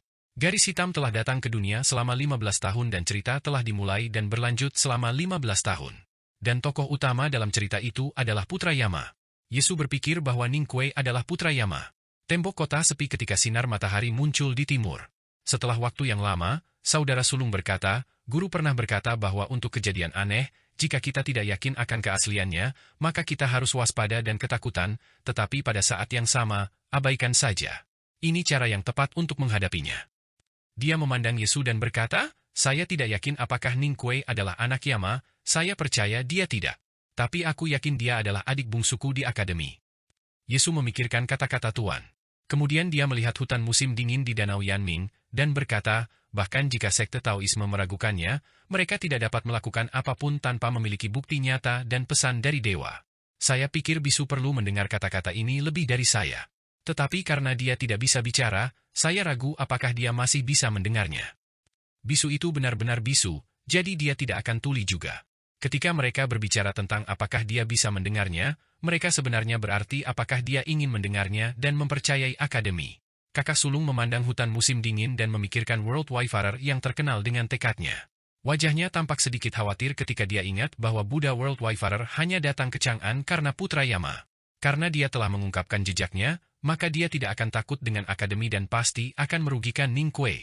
Dia tidak tahu bagaimana menghadapi biarawan bisu, karena dia tidak pandai bertarung, yang merupakan kebenaran yang terus dia katakan, tetapi tidak ada yang percaya. Yesu memandangi hutan yang sunyi dan dia tidak bisa tidak berpikir ada sesuatu yang salah tentang itu. Selama pertarungan sebelumnya, dia merasa bahwa ada orang lain di hutan, karena biksu bisu tidak melakukan apa-apa selama seluruh pertarungan. Tapi siapa yang bisa menyembunyikan jejaknya dari dia dan tuan pertama? Pada saat ini, ada embusan angin kencang di hutan musim dingin. Dan bersama dengan angin, ada suara sedih jangkrik, yang tampak sedikit gembira pada saat yang sama. Mendengarkan suara itu, wajah Yesu memucat. Dia tidak takut, dia serius. Ekspresinya menunjukkan rasa hormatnya kepada musuh terkuatnya. Lalu terdengar gemuruh yang jelas. Seiring dengan raungan, pedang kayu di punggungnya juga bergegas keluar dari sarungnya. Pedangnya seperti sinar cahaya.